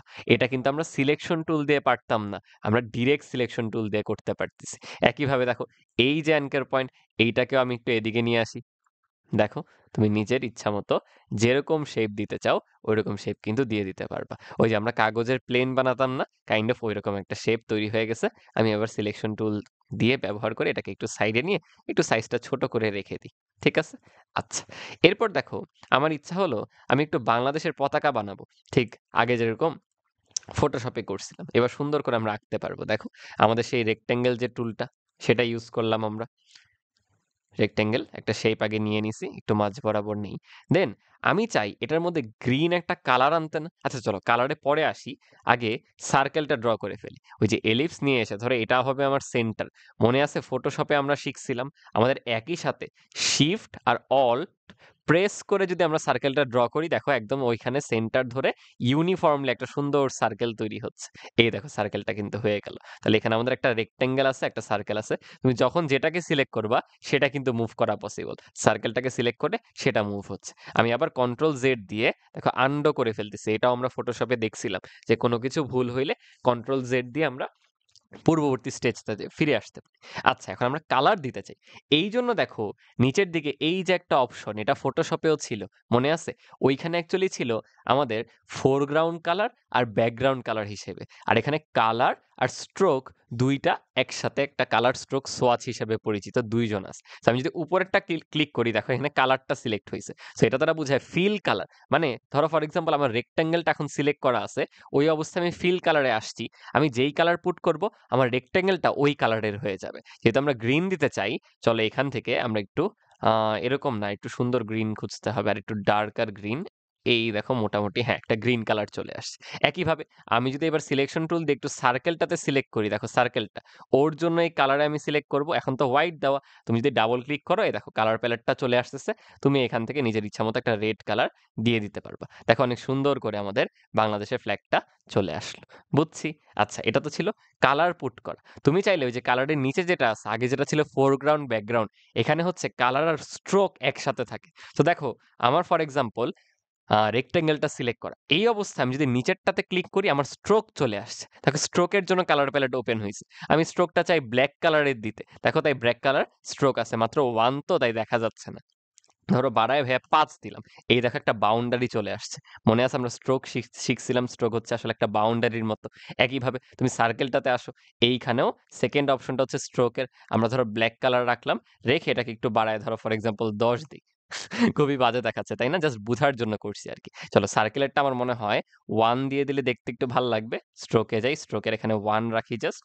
হ্যাঁ, আর আমাদের যে রেক্ট্যাঙ্গেল সেটার জন্য আই গেস আমরা 2 রাখতে পারি, যেহেতু একদম বর্ডারটা। দেখো এখন বাংলাদেশের ফ্ল্যাগটা দেখতে খুবই সুন্দর লাগতেছে। বুঝলাম এটা কিন্তু এমসিকিউর জন্য খুবই গুরুত্বপূর্ণ, যে কালার আর স্ট্রোক সোয়াচ কোন সফটওয়্যারে একসাথে থাকে একটা অপশনের মধ্যে। এটা কিন্তু ইলাস্ট্রেটরে। এবং তার নিচে দেখো 3টা অপশন আছে না, দেখো ধরো আমার কালারটা সিলেক্ট করা, তার নিচে দেখো একটা হলো সবুজ, যে আমরা কালারটা দিছি সেটা, আবার আছে একটা গ্রেডিয়েন্ট, দেন হচ্ছে নান। তুমি যদি নানে ক্লিক করো দেখো কালারটা নান হয়ে যাবে, মানে আমার তো এখন কোনোটা চুজ করা নেই। ধরো ফর এক্সাম্পল আমি রেক্ট্যাঙ্গেলটা চুজ করছি, করে এই যে কালার নাই নান এটাতে সিলেক্ট করি, পুরো কালারটা গায়েব হয়ে গেল। আবার গ্রিনে চলে যাই, গ্রিন কালার পুট হচ্ছে। বুঝছি। চলো গ্রেডিয়েন্ট একটু দেখাই এই অবজেক্টটায়, এটাকে আমি সিলেক্ট করলাম, আমি এখানে ধরো ফর এক্সাম্পল গ্রেডিয়েন্ট দিতে চাই, দেখো এরকম একটা সুন্দর শেড চলে আসছে। তুমি যেই কালারের গ্রেডিয়েন্ট সিলেক্ট করবা ওই কালারে তুমি চাইলে গ্রেডিয়েন্টটা দিতে পারবা। চলো আমি ওখানে একটু গ্রেডিয়েন্ট আলাদা করে করার জন্য এই যে এখানে ফিলের যে অপশন, এখান থেকে একটু চেঞ্জ করতে পারি। এই যে গ্রেডিয়েন্টের এখানে তুমি কি টাইপের গ্রেডিয়েন্ট দিতে চাও তুমি কিন্তু কালার প্যালেটে নিজের মতো করে একটু পরিবর্তন করে নিতে পারবা। সো পরীক্ষা এখান থেকে এটাই লাগবে যে আমাদের ফিল অ্যান্ড স্ট্রোক, এই দুটাকে কিন্তু একসাথে বলে ফিল অ্যান্ড স্ট্রোক। সো আছে কয়টা অপশন আছে আলাদা করে? 3টা। একটা হচ্ছে কালার পুট করা, একটা হচ্ছে কালার না দেওয়া, আর একটা হচ্ছে গ্রেডিয়েন্ট। কালার, গ্রেডিয়েন্ট আর হচ্ছে নো কালার বা নান, এভাবে বলতে পারো। তাহলে আরেকবার বললাম, আমাদের কালার, স্ট্রোক, সোয়াচ একসাথে আছে এবং প্রত্যেকটার আন্ডারে আবার 3টা করে অপশন। একটা হচ্ছে কালার, একটা হচ্ছে গ্রেডিয়েন্ট আর একটা হচ্ছে নান। আচ্ছা, যেহেতু আমরা বাংলাদেশের ফ্ল্যাগ দিছি, আমরা চাই একটু একটা টেক্সট লিখতে ফটোশপের মতো, যেটার নাম হচ্ছে বাংলাদেশ। চলো লিখে দিই, দেখছো টেক্সট যে টুলটা সেটাকে আমি ইউজ করতেছি। দেখো আমি বাংলাদেশ লিখে ফেললাম। তুমি চাইলে এই যে এখান থেকে বিভিন্ন ফন্টও দিতে পারো। ধরো ফর এক্সাম্পল আমার এই ফন্টগুলো ভালো লাগতেছে না, এই যে হাইসেন্স এই ফন্টটা আমি দিতে চাই, দিয়ে এটার সাইজটা একটু বড় করতে চাই। ফর এক্সাম্পল আমি 50 করে দিলাম সাইজটা, দেখছো মোটামুটি বড় হয়েছে। আমি যে সিলেকশন টুল সেটা দিয়ে এটাকে একটু মুভ করে মাঝখানের দিকে নিয়ে আসলাম। এখন দেখো দেখতে পুরো জিনিসটা সুন্দর লাগতেছে।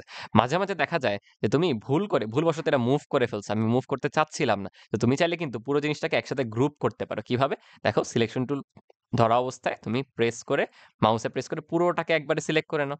দেন মাউসের রাইট ক্লিক করে গ্রুপে গেলেই কিন্তু পুরো জিনিসটা একসাথে গ্রুপ হয়ে যাচ্ছে। গ্রুপ হয়ে যাওয়া মানে কি? তুমি যদি যে কোনো একটা কিছু মুভ করো, পুরো অবজেক্টটা কিন্তু একসাথে মুভ করে যাচ্ছে।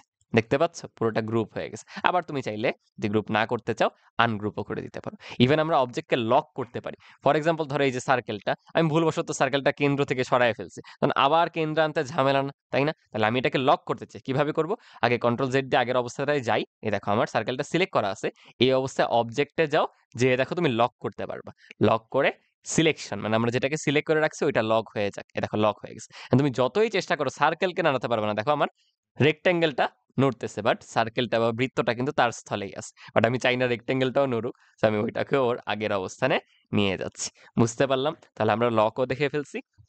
আচ্ছা, এইবার ধরো আমরা আলাদা করে একটু জুম করতে চাই, অথবা আমি একটু মুভ করতে চাই। তার জন্য দেখো আমাদের এখানে মুভ টুল আছে, মানে হ্যান্ড টুল আছে অ্যাকচুয়ালি, আর জুম টুল আছে। হ্যান্ড টুলটা কি? হ্যান্ড টুলে গিয়ে তুমি দেখো এই যে পেজটাকে নিজের মতো সরায় নিতে পারবা। আমরা যখন আঁকাআঁকি করি তখন কি পেজটাকে নিজের মতো সরায় নিতে পারি না? ওরকমভাবে হ্যান্ড টুলের মাধ্যমে তুমি এটা করতে পারো। আচ্ছা, এরপর জুম টুলের মাধ্যমে, এটা তো আমরা ফটোশপেই দেখছি। দেখো প্লাস আইকন হয়ে আছে, প্রেস করো, জুম ইন হইতে থাকবে। প্রেস করো, জুম ইন হইতে থাকবে। দেখছো অনেক জুম ইন হয়ে গেছে। আর তোমার যদি মাইনাস লাগে, অল্ট প্রেস করে রাখতে হবে কিবোর্ডে। তারপরে ক্লিক করো, দেখো আবার জুম আউট হচ্ছে। এই জিনিসটা কিন্তু আমরা কিবোর্ড কমান্ডের মাধ্যমে করা শিখছিলাম। বলো তো কিভাবে?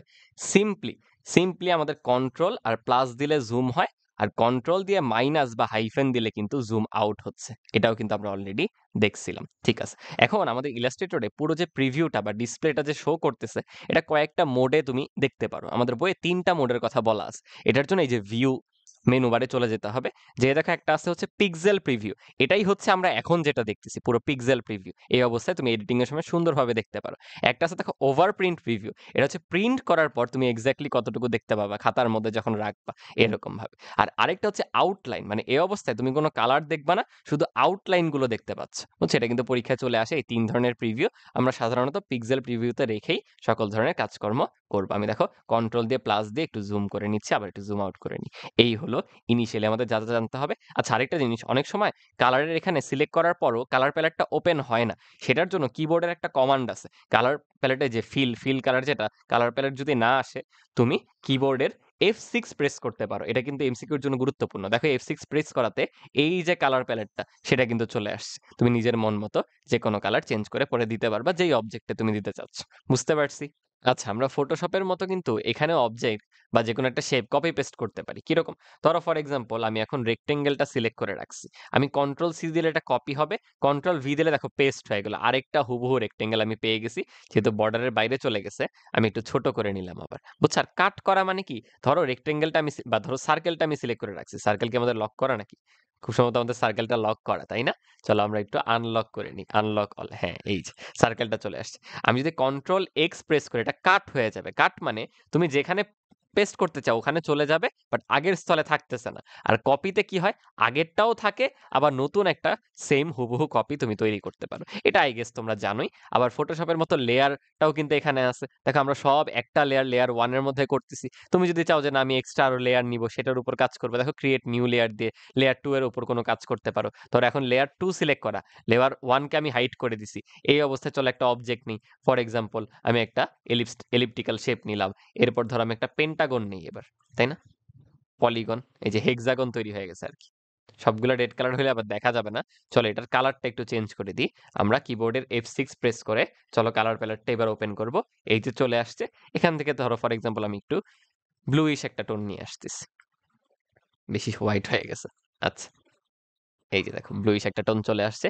এরা সবাই আছে কিন্তু লেয়ার 2 তে। সো আমি যদি লেয়ার 1 কে দেখাই, দেখো এখন সবাই একসাথে চলে আসছে। তুমি চাইলে লেয়ার 1 কে হাইড করতে পারো, কখনো 2 কে হাইড করতে পারো। সো লেয়ারের কাজও কিন্তু আমাদের এখানে থাকতেছে। লেয়ার চাইলে তুমি এখান থেকে এই যে ডিলিট অপশন থেকে ডিলিটও করতে পারো। যে এত সুন্দর কত কিছু ছিল, এগুলো শুধু শুধু কেন আনলাম? দরকার নেই। আমার এই শেপটাকে আমি সিলেক্ট করে ডিলিট দিয়ে দিতে পারি। সেরকম সিলেকশন করে করে তোমার যেটা ডিলিট করতে হয় সেটাও কিন্তু তুমি করতে পারবা। বুঝছি? চলো আমরা এখন একটু লেয়ার 1 টাকে হাইড করে নতুন একটা লেয়ার নিয়ে নিই। এবার আমরা একটু পেন টুল সম্পর্কে জানবো। এতক্ষণ কি আমরা বিভিন্ন শেপ তৈরি করতেছিলাম না? বিভিন্ন জ্যামিতিক শেপ। তুমি চাইলে এখন কিন্তু নিজের মতো করে আঁকতে পারবা। সেটা পেন টুলকে ইউজ করে। প্রথমে একটু বোঝার জন্য ভাইয়া কালারটা একটু চেঞ্জ করে নিচ্ছি। আমাদের হোয়াইট কালারটা দিয়ে রাখলে একটু বুঝতে সুবিধা হয়। সো আমি হোয়াইট দিয়ে রেখে এবার চলো পেন টুলে যাই। দেখো পেন টুল সিলেক্ট করা।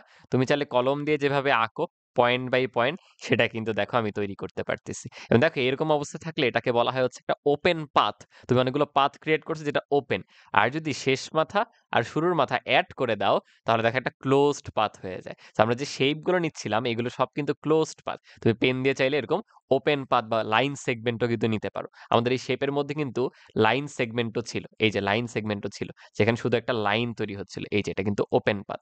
সেটা পরীক্ষায় চলে আসতে পারে এমসিকিউতে, কোনটা ক্লোজড পাথ কোনটা ওপেন পাথের উদাহরণ। একদম ইজি। যেটা দেখো বদ্ধ, একটা সার্কেল, একটা আয়তক্ষেত্র, সেটা তো বদ্ধ, ওটা হচ্ছে ক্লোজড পাথ। আর যেটা এরকম খোলা বা শুধু একটা লাইন, শেষ দুইটা প্রান্ত যোগ হয় নাই, সেটা হচ্ছে আমাদের ওপেন পাথ। বুঝতে পারছি? এখন ধরো এই যে আমরা যে ড্র করলাম, এটার মধ্যে আমি কালার দিতে চাই, কিভাবে করব? এটাকে সিলেক্ট করে আমরা চাইলে ডাবল ট্যাপ করে চলো একটা কালার চুজ করি এবং সেই কালারটা ওর মধ্যে দিয়ে দিই। দেখছো এইভাবে পেন টুল ইউজ করে, বা দেখো সাথে পেনের পাশাপাশি কার্ভেচার টুলও আছে, বিভিন্ন কার্ভ আঁকতে পারবা। দেখছো দুইটা লাইনের মাঝখানে এরকম টান দিয়ে তুমি নিজের ইচ্ছা মতো কত বাঁকানো, হেলানো, কার্ভ আঁকতে চাও সেটাও কিন্তু করতে পারবা। এবং সেই কার্ভের মধ্যেও দেখো পরে কালারটা ফিল হয়ে যাবে। দেখছো? আচ্ছা, এবার হচ্ছে আমরা ফাইনালি আমাদের ইলাস্ট্রেটরে টাইপ টুল নিয়ে একটু এক্সট্রা কাজ করব। মনে রাখবে এমসিকিউতে আসে আমাদের টোটাল কিন্তু 6 ধরনের টাইপ টুল আছে। বুঝছো? টাইপ টুল আছে 6টা এবং লেখাকে আমরা 3 ভাবে বিন্যস্ত করতে পারি। টাইপ টুল 6টা, লেখাকে বিন্যস্ত করা যায় 3 ভাবে। এটার জন্য আমি একটা নতুন লেয়ার দেখো নিয়ে নিছি। আমরা চলো একটা টেক্সট লিখি। ফর এক্সাম্পল আমি আমার নামটাই লিখতেছি, AOHIN। আমি টেক্সটের কালারটা পরিবর্তন করতে চাই। আমি ফিল থেকে ধরো একটু গ্রিন দিব নাকি রেড দিব, চলো রেড একটা কালার দিয়ে দিই। আচ্ছা, দেখো আমার নামটা লেখা হয়ে গেল। এটা হলে একভাবে তুমি লিখতে পারো, আমি বললাম 3 ভাবে বিন্যস্ত করতে পারো, এটা হলো একটা ওয়ে। আরেকটা ধরো ফর এক্সাম্পল আমি এই যে একটা এলিপ্টিক্যাল শেপ নিলাম, রাইট? এই শেপটার মধ্যে আমি কালার দিতে চাই না, আমি কালার নান রাখলাম, ঠিক আছে? বাট এইটার মধ্যে আমি চাইলে লিখতে পারি এটার ভিতরে, দেখো ভিতরে নিয়ে এসে টাইপ করা শুরু করো। এই যে তুমি এখন যা যা লিখবা দেখবা পুরোটাই আমাদের ওই শেপটার ভিতরে হচ্ছে। ভাইয়ার সাইজটা লেখার অনেক বড়, তো তাই স্পেস হচ্ছে না। ফর এক্সাম্পল আমি একটু সাইজটা কমায় নিচ্ছি, আবার এখন বেশি কম হয়ে গেছে, আর একটু বাড়ে, I guess 30 will be fine. হ্যাঁ, এইবার এর মধ্যে আমি ধরো মনের ইচ্ছা মতো অনেক কিছু লিখতেছি। একটু তাকায় দেখো আমাদের প্রত্যেকটা লেখা আমরা যা যা লিখছি সবকিছু কিন্তু এক্স্যাক্টলি এই শেপটার ভিতরে, এই যে একটা এলিপস অঙ্কন করছি এর ভিতরে বিন্যস্ত হয়েছে এইভাবে। সো এটা গেল আরেকটা ওয়ে, যে এরকম বিভিন্ন শেপের মধ্যে বিন্যস্ত করে তুমি টাইপ করতে পারো। 3 ধরনের উপায় বলছি না, এটা গেল একটা, আরেকটা তো নর্মাল হয়ে গেল। আরেকটা হচ্ছে সেই শেপটারই তুমি পাথের মধ্যে, মানে শেপটার যে বাউন্ডারি তার উপরে লিখতে পারো। কিভাবে? আমরা জাস্ট এই দেখো টেক্সটের রাইট ক্লিক থেকে চলে যাব টাইপ অন আ পাথ টুল। আমি কিন্তু আগে শেপটা ক্রিয়েট করে নিছি, তাই না? পাথ টুলে এসে এইবার এই যে দেখো এখানে নিয়ে এসে প্রেস করো। এবার তুমি যা যা লিখবা একটু লক্ষ্য করে দেখো, মনে হচ্ছে না যে তুমি জাস্ট ওই পাথের উপরে লিখতেছো? আমি জাস্ট ফিল করার জন্য এমনি একটু টেক্সট লিখে দিলাম। তাহলে দেখো টোটাল আমরা একটা লেখাকে 3 ভাবে বিন্যস্ত করলাম। একটা হলো শেপের ভিতরে, রাইট? এটা মনে হয় দেখে একটু বুঝতে পারতেছো না, না দাঁড়াও আমি এটাকে আরেকটু এডিট করি। এই ওয়েটা আরেকটু সুন্দর করে এটাকে সাইজটা কমায় দিয়ে ধরো 20 করলাম, করে দিয়ে এবার পুরো লেখাটা একটু সুন্দর করে লিখি, ABCDEFGHIJK, হাইফেন টাইফেন না দিলে ভালো মতো বোঝা যায়। দেখো তাহলে টেক্সটকে আমরা টোটালি এরকম 3 ভাবে বিন্যস্ত করতে পারি। একটা গেল তো নর্মাল ওয়েতে লিখে, একটা গেল ওই শেপটার পাথের মধ্যে, এটাকে বলা হয় পাথের মধ্যে লেখা, আর একটা হলো এরকম শেপের ভিতরে, অবজেক্টের ভিতরে অ্যালাইনমেন্টটাও এরকম করে করা। বুঝছি? আর একটা সুন্দর এমসিকিউ আসে, দেখো আমি নর্মাল একটা টাইপ টুল ইউজ করে নর্মাল একটা টেক্সট লিখবো। ধরো আমি সামথিং লিখলাম, নিচের লাইনে যে আবার কিছু একটা লিখলাম, আবার দেখো কয়েকটা লাইন হচ্ছে না? এরকম কয়েকটা লাইন হলে দুইটা লাইনের মধ্যে যে পার্থক্য, দুইটা লাইনের মাঝখানে যে ফাঁকা জায়গাটা, এটাকে বলা হয় হচ্ছে লিডিং। বুঝছো? মানে তুমি লিডিং যত বাড়ায় দিবা দুইটা লাইনের মাঝে ফাঁকা জায়গা বেশি হবে, লিডিং কমানো থাকলে ফাঁকা জায়গাও কম থাকবে। তুমি দেখো এটাকে কিভাবে কন্ট্রোল করতে পারো, এই যে এই অংশটা দিয়ে। দেখো আমি 48 করে দিছি, লাইনগুলোর মাঝে ফাঁকা বেড়ে গেছে। 12 করে দিলাম, দেখো ফাঁকা অনেক কমে গেছে। আবার 24-এ চলে যাই, একটু ইউনিফর্ম থাকতেছে। তাহলে এই যে দুইটা লাইনের মাঝখানে ফাঁকা দেওয়াটা, এটাকে বলা হয় লিডিং টেকনিক্যাল টার্মে। এগুলো কিন্তু এমসিকিউতে চলে আসবে। বুঝছি? এখন ফাইনালি আমরা একটু দেখবো টেক্সটের আউটলাইন তৈরি করা। তার জন্য ভাই একটু জুম করে নেই প্রথমে।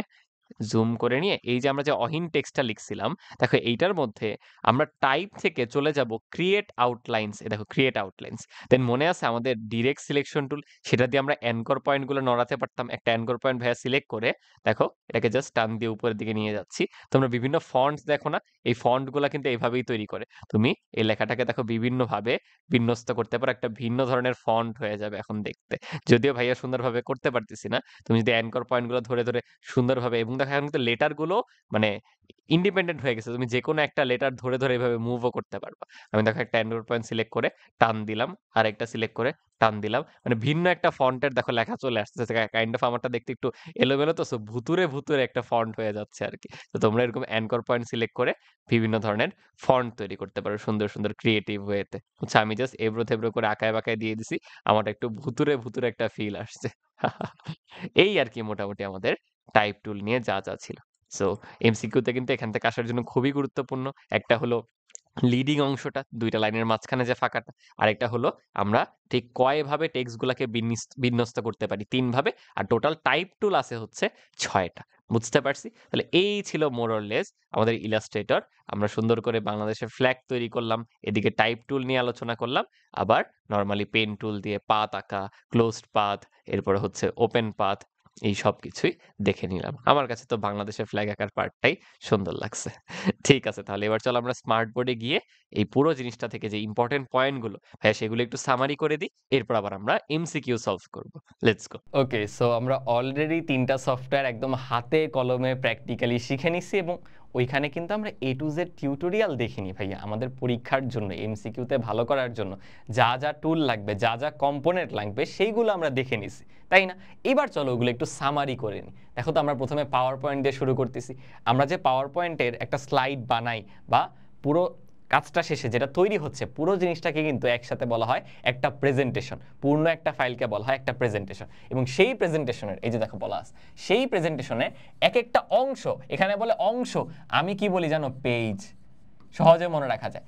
এক একটা পেজকে বলা হয় স্লাইড। সো তোমরা হয়তো ভাবতে পারো ভাই আজকে পড়াইলাম পুরো ক্লাসে পুরোটাকে স্লাইড বলে, না, এক একটা পেজ হচ্ছে এক একটা স্লাইড। এটা একটা স্লাইড, এটা একটা স্লাইড। তাহলে স্লাইড সম্পর্কে যেন আর কোনো কনফিউশন না থাকে। একটা প্রেজেন্টেশনে কি আমাদের একাধিক স্লাইড থাকতে পারে, এটা তো আমরা জানি, তাই না বলো? আচ্ছা, এরপরে দেখো সেকেন্ড পয়েন্টটা, একাধিক স্লাইড বিশিষ্ট একটি পৃষ্ঠাকে বলা হয় হ্যান্ডআউটস। একাধিক স্লাইড বিশিষ্ট পৃষ্ঠাকে বলা হয় হ্যান্ডআউটস। ধরো ফর এক্সাম্পল আমি এক কাজ করি, তোমাদেরকে দেখাই যে আমাদের টোটাল কয়টা পেজ আছে। তোমরা কি দেখতে পাচ্ছ? এখানে টোটাল আমরা যখন তৈরি করছি পাওয়ার পয়েন্টে 65টা পেজ ছিল, দেখা যাচ্ছে না? টোটাল হচ্ছে 65টা পেজ ছিল, বুঝছো? আমি বলে দিলাম, না দেখা গেল। টোটাল হচ্ছে 65টা পেজ ছিল। তার মানে দেখো আমরা একটা প্রেজেন্টেশন তৈরি করছি। এই পয়েন্টটা কিন্তু বোঝা খুবই ইম্পর্টেন্ট, ফোকাস করো। আমরা একটা প্রেজেন্টেশন তৈরি করছি যেটা হচ্ছে টোটাল 65 পেজ। দেখো, তাইলে একটা প্রেজেন্টেশন তৈরি করছি যেটা হচ্ছে 65 পেজের। এটাকে পেজ না বলে বলা হয় হচ্ছে 65টা স্লাইড আছে। বুঝতেছো? পেজ না বলে বলা হয় 65টা স্লাইড আছে, রাইট? তাহলে আমাদের একটা প্রেজেন্টেশন আছে যেখানে 65টা স্লাইড আছে। ফর এক্সাম্পল, এই 65টা স্লাইডের মধ্যে আমরা কম্পিউটার স্ক্রিনে যাওয়ার আগে কয়েকটা স্লাইড পড়ছি না? ধরো ফর এক্সাম্পল 20টা স্লাইড পড়ছি। তো আমরা কম্পিউটার স্ক্রিনে যাওয়ার আগে এই 65টার মধ্যে 20টা স্লাইড পড়ছি। এই 20টা স্লাইডকে বলা হবে হ্যান্ডআউটস। এই 20টা স্লাইডকে বলা হবে হ্যান্ডআউটস। বলো, কারা হ্যান্ডআউটস আর প্রেজেন্টেশন দুটার মধ্যে পার্থক্য বুঝলা? মানে হ্যান্ডআউটস হলো পুরো স্লাইডটা না, স্লাইডটার একটা অংশ। আবার প্রত্যেকটা স্লাইড হচ্ছে পুরো প্রেজেন্টেশনটাকে তৈরি করে। তাহলে 65টা স্লাইড মিলে একটা প্রেজেন্টেশন তৈরি হয়েছে। প্রেজেন্টেশনে যে কোনো একটা অংশই হচ্ছে এক একটা হ্যান্ডআউটস, এবং এক একটা অংশে একাধিক পৃষ্ঠা থাকে, একাধিক স্লাইড থাকে। তাহলে হ্যান্ডআউটস কি বুঝতে পারছি? বুঝছো? আচ্ছা, পরিকল্পিতভাবে একটা পাওয়ার পয়েন্ট প্রেজেন্টেশন তৈরি করার আগে একটা খসড়া নিতে হয়। আমরা মাত্র প্র্যাকটিক্যালি দেখলাম না যে আমাদের একটা খসড়া থাকে, সেই খসড়াটাকে বলা হয় স্লাইডের লেআউট। খসড়া মানে কি? দেখো, আমাদের প্রত্যেকটা স্লাইড লক্ষ্য করে দেখো, এই কোণে এসএস ফিচার স্কুলের লোগো আছে, ওই কোণে আমাদের তোমরা কোন ক্লাস, সাবজেক্ট, ওয়ান শট সিরিজের লোগো, এবং উপরে টপিকটার নাম, প্রত্যেকটাতে দেখো এইভাবে তৈরি করা। সো মাঝখানে বিভিন্ন সময় বিভিন্ন টেক্সট আসতেছে যেটা আমরা পড়তেছি, বাট অলওয়েজ কিন্তু একটা খসড়া থাকতেছে, একটা লেআউট থাকতেছে, সেটাকেই স্লাইডের লেআউট বলা হয়। বুঝতে পারছি? এই 3টা পয়েন্ট কিন্তু খুবই গুরুত্বপূর্ণ ভাইয়া। হ্যান্ডআউটসের পয়েন্টটা ভাইয়া আরেকবার বলি। আমরা পুরো যে ফাইলটা তৈরি করছি সেটা আমাদের প্রেজেন্টেশনটার মধ্যে ধরো 65টা স্লাইড আছে। এই 65টা স্লাইডের মধ্যে আংশিক কিছু স্লাইড তুমি নাও, ধরো 20টা আমি নিলাম। এই 20টা স্লাইডকে একত্রে বলা হয় হ্যান্ডআউটস। বুঝতে পারছি? ওকে ওকে, এখন চলো বিভিন্ন ফাংশনস দেখে নিই। সবার প্রথমে আমাদের সেই নিউ স্লাইড নাও, মনে আছে? হোম মেনুর যে রিবন, দুইটা পয়েন্ট কিন্তু এখানে একসাথে। হোম মেনুর রিবন থেকে new slide. So new slide কোত্থেকে পাবো আমরা? হোম মেনুর রিবন থেকে। এটা কিন্তু খুবই গুরুত্বপূর্ণ। শুধু নিউ স্লাইড মনে রাখলে হবে না, নতুন স্লাইড যুক্ত করতে হলে সেটা হোম মেনুর রিবন থেকে যুক্ত করতে হয়। এটা গেল প্রথম পয়েন্ট। অথবা তুমি ডিরেক্টলি কিবোর্ড কমান্ড ইউজ করতে পারো। কি? কন্ট্রোল+M। কন্ট্রোল+M খুবই গুরুত্বপূর্ণ ভাইয়া। কন্ট্রোল+M, এগুলো দেখবা আমরা একটু পরে যখন এমসিকিউ সলভ করব সরাসরি বোর্ডগুলোতে আসছে, কন্ট্রোল+M। ওকে, এরপরে দেখো আমরা যখন স্লাইড শোতে যেতে চাই, কিবোর্ডের F5 বোতামে প্রেস করতে হয়। কতবার বলছি আমরা প্র্যাকটিক্যালে গিয়ে, মনে আছে? অথবা ভিউ মেনুর রিবন থেকে স্লাইড শো সিলেক্ট করতে পারো। সো এটা দেখো ছিল হোম মেনুর রিবন, আর এখানে ভিউ মেনু দুটা কিন্তু আলাদা। ভিউ মেনুর রিবন থেকে নিউ স্লাইড। আর আরেকটা ভাইয়া শিখাইছিলাম স্ট্যাটাস বারের থেকে new slide, sorry status bar থেকে স্লাইড শো। এটা কিন্তু চলে আসবে পরীক্ষায়। স্ট্যাটাস বারটা অনেকে দেখে যায় না। সেখানে নিউ স্লাইড যুক্ত করা 3টা কমান্ড আছে। একটা কি? ডিরেক্টলি ভুলে নিউ স্লাইড বলে দিছি, আসলে আমাদের কি বলো স্লাইড শো করার 3টা পয়েন্ট আছে। নিউ স্লাইডটা তো উপরে, নিউ স্লাইডের জন্য 2টা, হোম মেনু রিবন থেকে নিউ স্লাইড, আর একটা হচ্ছে Ctrl+M। আর আমাদের স্লাইড শো শুরু করার জন্য আমরা কিবোর্ডের F5 প্রেস করব, অথবা ভিউ মেনু রিবন থেকে স্লাইড শোতে যাব, আর সর্বশেষে আছে হচ্ছে স্ট্যাটাস বার থেকে স্লাইড শোতে যাওয়া। আচ্ছা, যারা এটা দেখোনি, মানে প্র্যাকটিক্যালটা দেখোনি, তারা কিন্তু বুঝবা না, আর যারা প্র্যাকটিক্যাল দেখছো তারা হয়তো বুঝতেই পারতেছো ভাইয়া কি বলতেছে, কারণ প্র্যাকটিক্যালটা তো আমারই বলা, আমারই গাইড করা, রাইট? ওকে, দেন এই যে খুবই ইম্পর্টেন্ট, তুমি F5 প্রেস করলে প্রেজেন্টেশনে তুমি যেখানে আসো, ধরো আমি এই পেজে আসি, এখান থেকে কিন্তু স্লাইড শো শুরু হবে না, একদম শুরু থেকে শুরু হবে।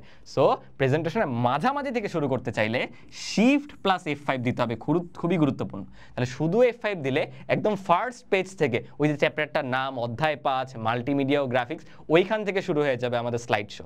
বাট আমার যদি এই পেজ থেকে লাগে, আমি যেখানে আসি, মাঝামাঝি যেখানে আসি, তার জন্য Shift+F5 দিতে হবে, খুবই গুরুত্বপূর্ণ ভাইয়া।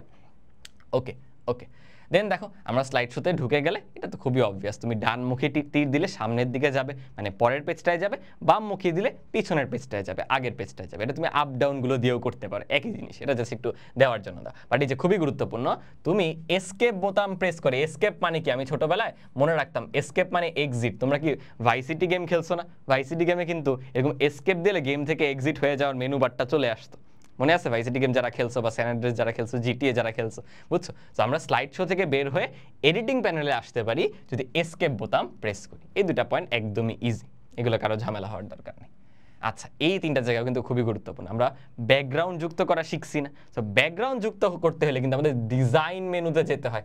আমরা এখন অবধি কিন্তু 3টা মেনু পড়ছি, তাকায় দেখো, হোম মেনু, দেন ভিউ মেনু, আর এখন দেখলাম ব্যাকগ্রাউন্ড যুক্ত করার জন্য আমার ডিজাইন মেনুতে যেতে হয়। ডিজাইন মেনুর কোথায়? ফরম্যাট ব্যাকগ্রাউন্ড অপশনে, ফরম্যাট ব্যাকগ্রাউন্ড অপশনে একদম হাতে কলমে দেখাইছি। আর ছবি বা ভিডিও যুক্ত করার জন্য ইনসার্ট মেনুর রিবনে যেতে হবে, যে পিকচার আইকনে ক্লিক করতে হবে, বুঝছো? তাহলে অলরেডি 4টা মেনু পড়ে ফেললাম, ইনসার্ট মেনুর, পিকচার আইকনে। আর ফাইনালি ট্রানজিশন যুক্ত করতে হলে যেতে হয় অ্যানিমেশন মেনুর রিবনে। কি হলো, বর্তমানে যেই ভার্সনগুলো, সেখানে অ্যানিমেশন এবং ট্রানজিশন 2টা আলাদা মেনু আছে, বাট তোমাদের বইয়ে মেনু একটাই, অ্যানিমেশন। সো অ্যানিমেশন হোক ট্রানজিশন হোক, মেনুটা অলওয়েজ কি হবে বলো? অ্যানিমেশন।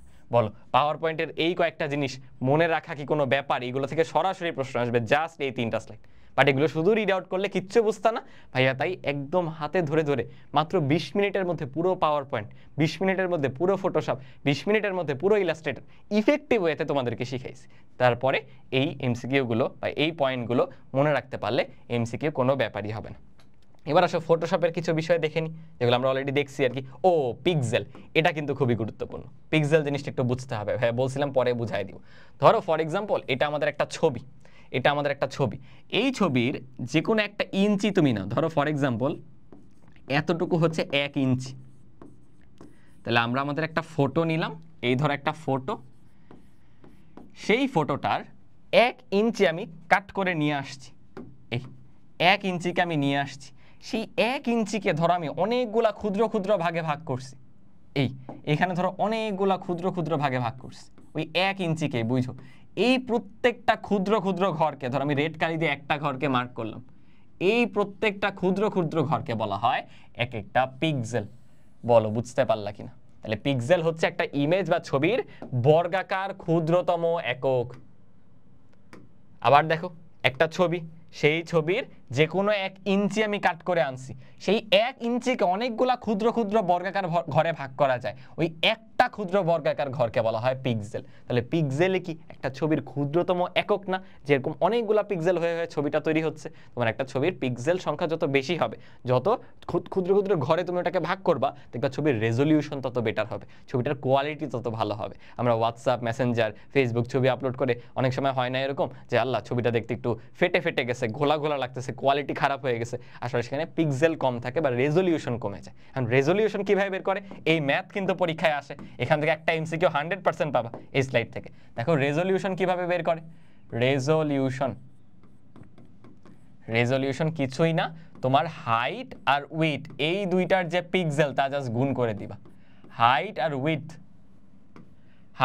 উইথ ধর প্রস্থ আর উচ্চতা এই দুইটার রেজলিউশন গুণ করে দিবা। এখন যেটা বারবার আসে, ফটোশপের ডিফল্ট হচ্ছে 72, ফটোশপের ডিফল্ট রেজলিউশন হচ্ছে 72। তাহলে ডিফল্ট, ধর আমরা ডিফল্ট রেজলিউশন বের করে ফেলি, ডিফল্ট পিক্সেল হচ্ছে 72। তাহলে ডিফল্ট যদি রেজলিউশনটা বের করি, দুইটাই 72 থাকে, তখন দেখো কি হবে 72 ইন্টু 72, এই মাল্টিপ্লাই করলে যা আসে তা। ভাইয়ার কাছে এখন ক্যালকুলেটরটা নাই তো, তাই ভাইয়া করে দেখাতে পারতেছি না। আচ্ছা, ফোন দিয়ে একটু ক্যালকুলেশনটা করে বলি, তাই না? এটা কিন্তু খুবই গুরুত্বপূর্ণ।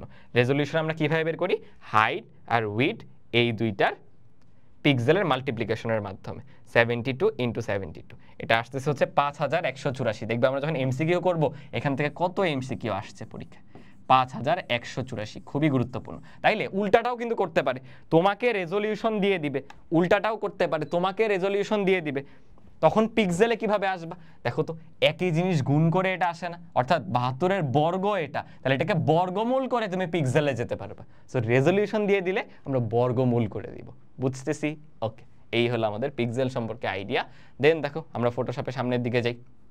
আচ্ছা, এই যে ফটোশপে আমরা বিভিন্ন কালার মোড দেখছিলাম না, একটা CMYK, একটা হচ্ছে RGB। সেই RGBর পূর্ণরূপটা ভাই এখানে লিখছি, কোনটা কি। আমরা যখন ইলেকট্রনিক মিডিয়াতে করি তখন সবকিছু আমরা RGB মোডেই এক্সপোর্ট করি বা RGB মোডেই এডিটিংগুলো করি। আচ্ছা, এই যে খুবই গুরুত্বপূর্ণ, ফটোশপে কিন্তু 59 প্রকার বিভিন্ন ধরনের টুল আছে, এটা মাস্ট আসবে, বিশ্বাস করো মাস্ট আসবে। তোমরা যে ভাইকে এই ক্লাসটা করে কি পরিমাণ থ্যাঙ্কস দিবা যখন সব কমন পেয়ে যাবা, আমি একদম পয়েন্টগুলো নোট ডাউন করে দিছি। তবে প্র্যাকটিক্যালটা দেখে নিলে এগুলো মনে রাখা সহজ হবে আর কি, বুঝতে পারছো? ঠিক আছে, এই যে আমরা দেখছিলাম টুল বক্সে আমাদের 3টা ছিল সিলেকশন টুল আর একটা ছিল মুভ টুল, মনে আছে?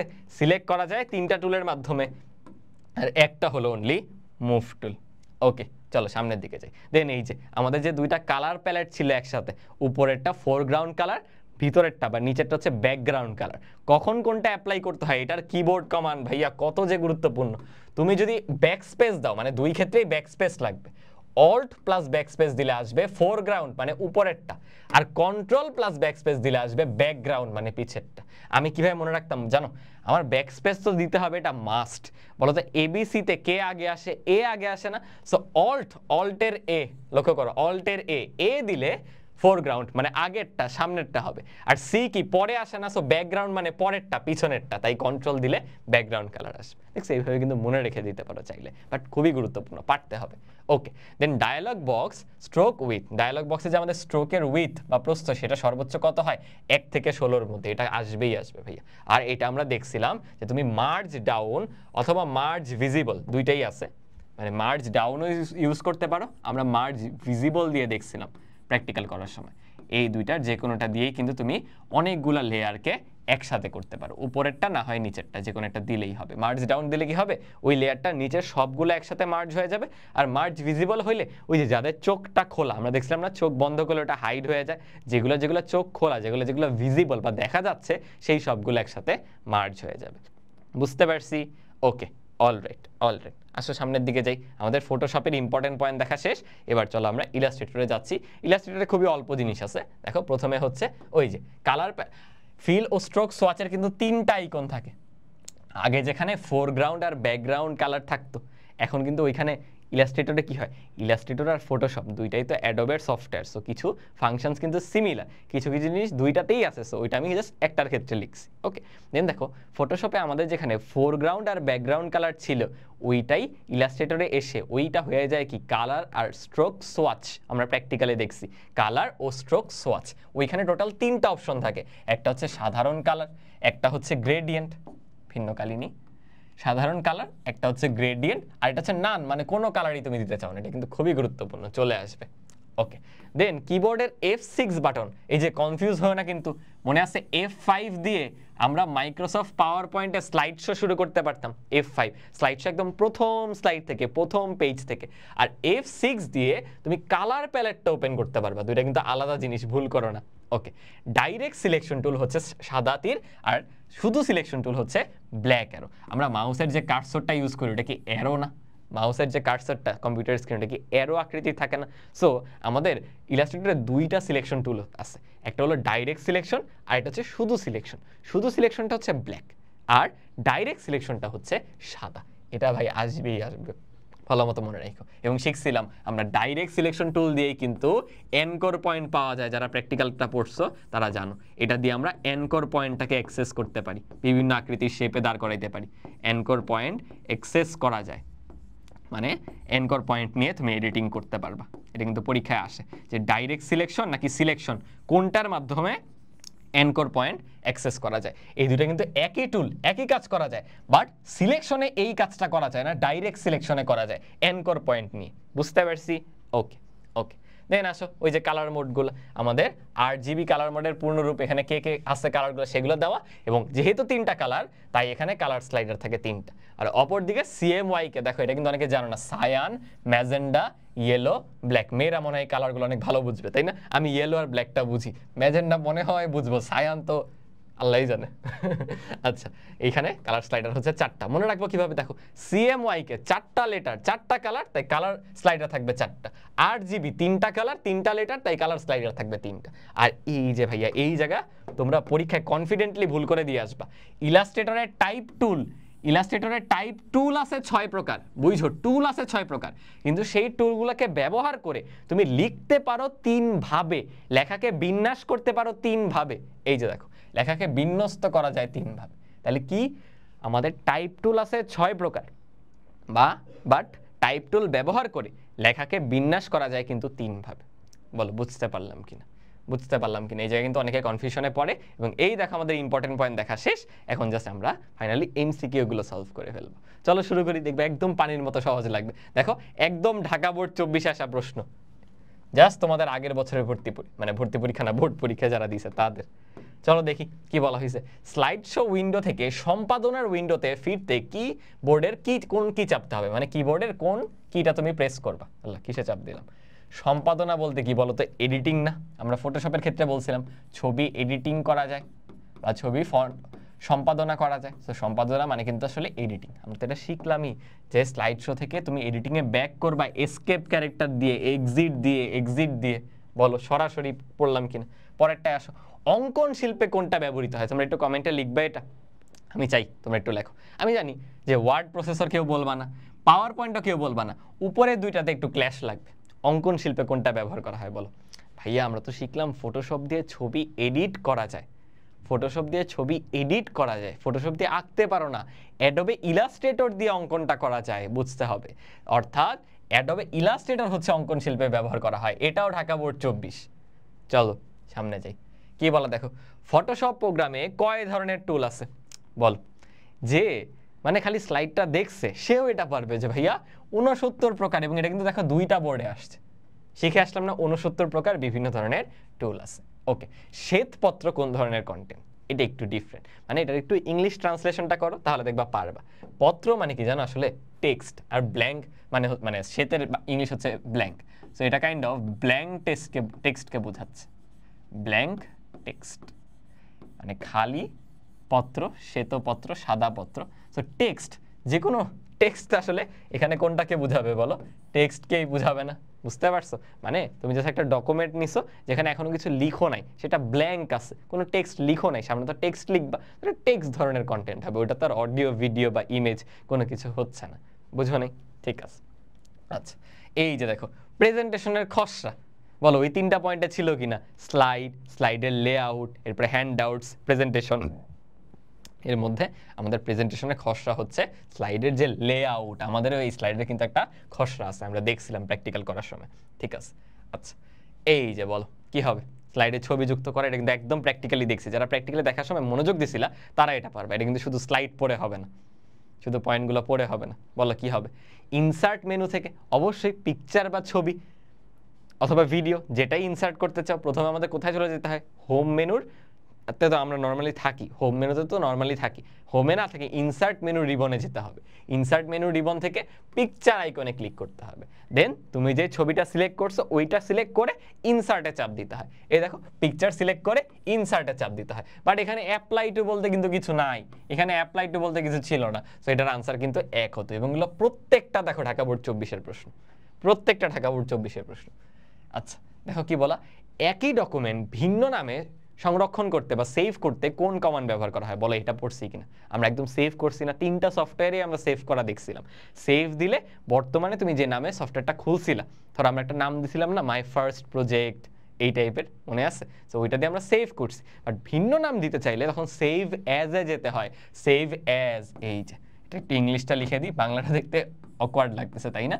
এই যে সেভ অ্যাজ, এই অপশনটাতে আমরা গেছিলাম, বুঝছো? ঠিক আছে, ঠিক আছে। এই যে দেখো কি বলা, হোম ট্যাবের কোন গ্রুপে বুলেট ও নম্বরের আইকন কমান্ড পাওয়া যায় বলো। আমরা পাওয়ার পয়েন্ট পড়ার সময়, ধরো একটু রিফ্লেক্ট করতেছি তো আগেরটা, যে আমি আবার আসছি, আমরা পাওয়ার পয়েন্ট পড়ার সময় দেখলাম না যে আমাদের যতগুলা মেনু বার ছিল, হোম মেনু রিবন ছিল, ইনসার্ট মেনু রিবন ছিল, ওই মেনুগুলাতে বিভিন্ন টুল আছে, তার আবার গ্রুপ করা কয়েকটা একসাথে, মনে আছে? ঠিক ওই রকম ভাবে আমাদেরকে এখন বলতেছে বুলেট আর নাম্বার, এটা কিন্তু আমরা করছিলাম। বুলেট আর নাম্বার কোথায় আছে বলো? বুলেট আর নাম্বারে দেখো একটা ইমেজ নিছি তোমাদের বোঝার জন্য, দেখতে পাচ্ছ কি ইমেজটা? হ্যাঁ, তোমরা দেখতে পাচ্ছ, এই জায়গাতেই কিন্তু আমাদের বুলেট আর নাম্বারিংটা ছিল। বলো তাহলে এটা কোন গ্রুপে আছে? হোম মেনু রিবনে প্যারাগ্রাফ গ্রুপে। ভাইয়া স্ক্রিনশটটা বসাই দিছি যাতে তোমাদের মনে পড়ে। আর যারা আমার সাথে ইয়ে করছো, এটাকে কি বলে, প্র্যাকটিক্যালটা করছো বা দেখছো কত 1 ঘন্টা, সে কিন্তু এটা জানো, সেটা কিন্তু প্যারাগ্রাফ গ্রুপেই হবে। আমরা ওইখানেও বলে দিছিলাম যেটা কোয়েশ্চেন কিন্তু হয়। আচ্ছা, নিচের কোন সফটওয়্যারটি মাল্টিমিডিয়া তৈরির প্রোগ্রাম? বল, এটা কি আমার বলা উচিত? আমার বলা উচিত নিচের কোন সফটওয়্যারটি মাল্টিমিডিয়া তৈরির প্রোগ্রাম? অবশ্যই আমাদের অ্যাডোবে ফটোশপ। মানে আমরা পড়লামই 3টা সফটওয়্যার, একটা আছে একটা দিয়ে দিব, ওটা দিয়ে তো মাল্টিমিডিয়া তৈরি করতেছি।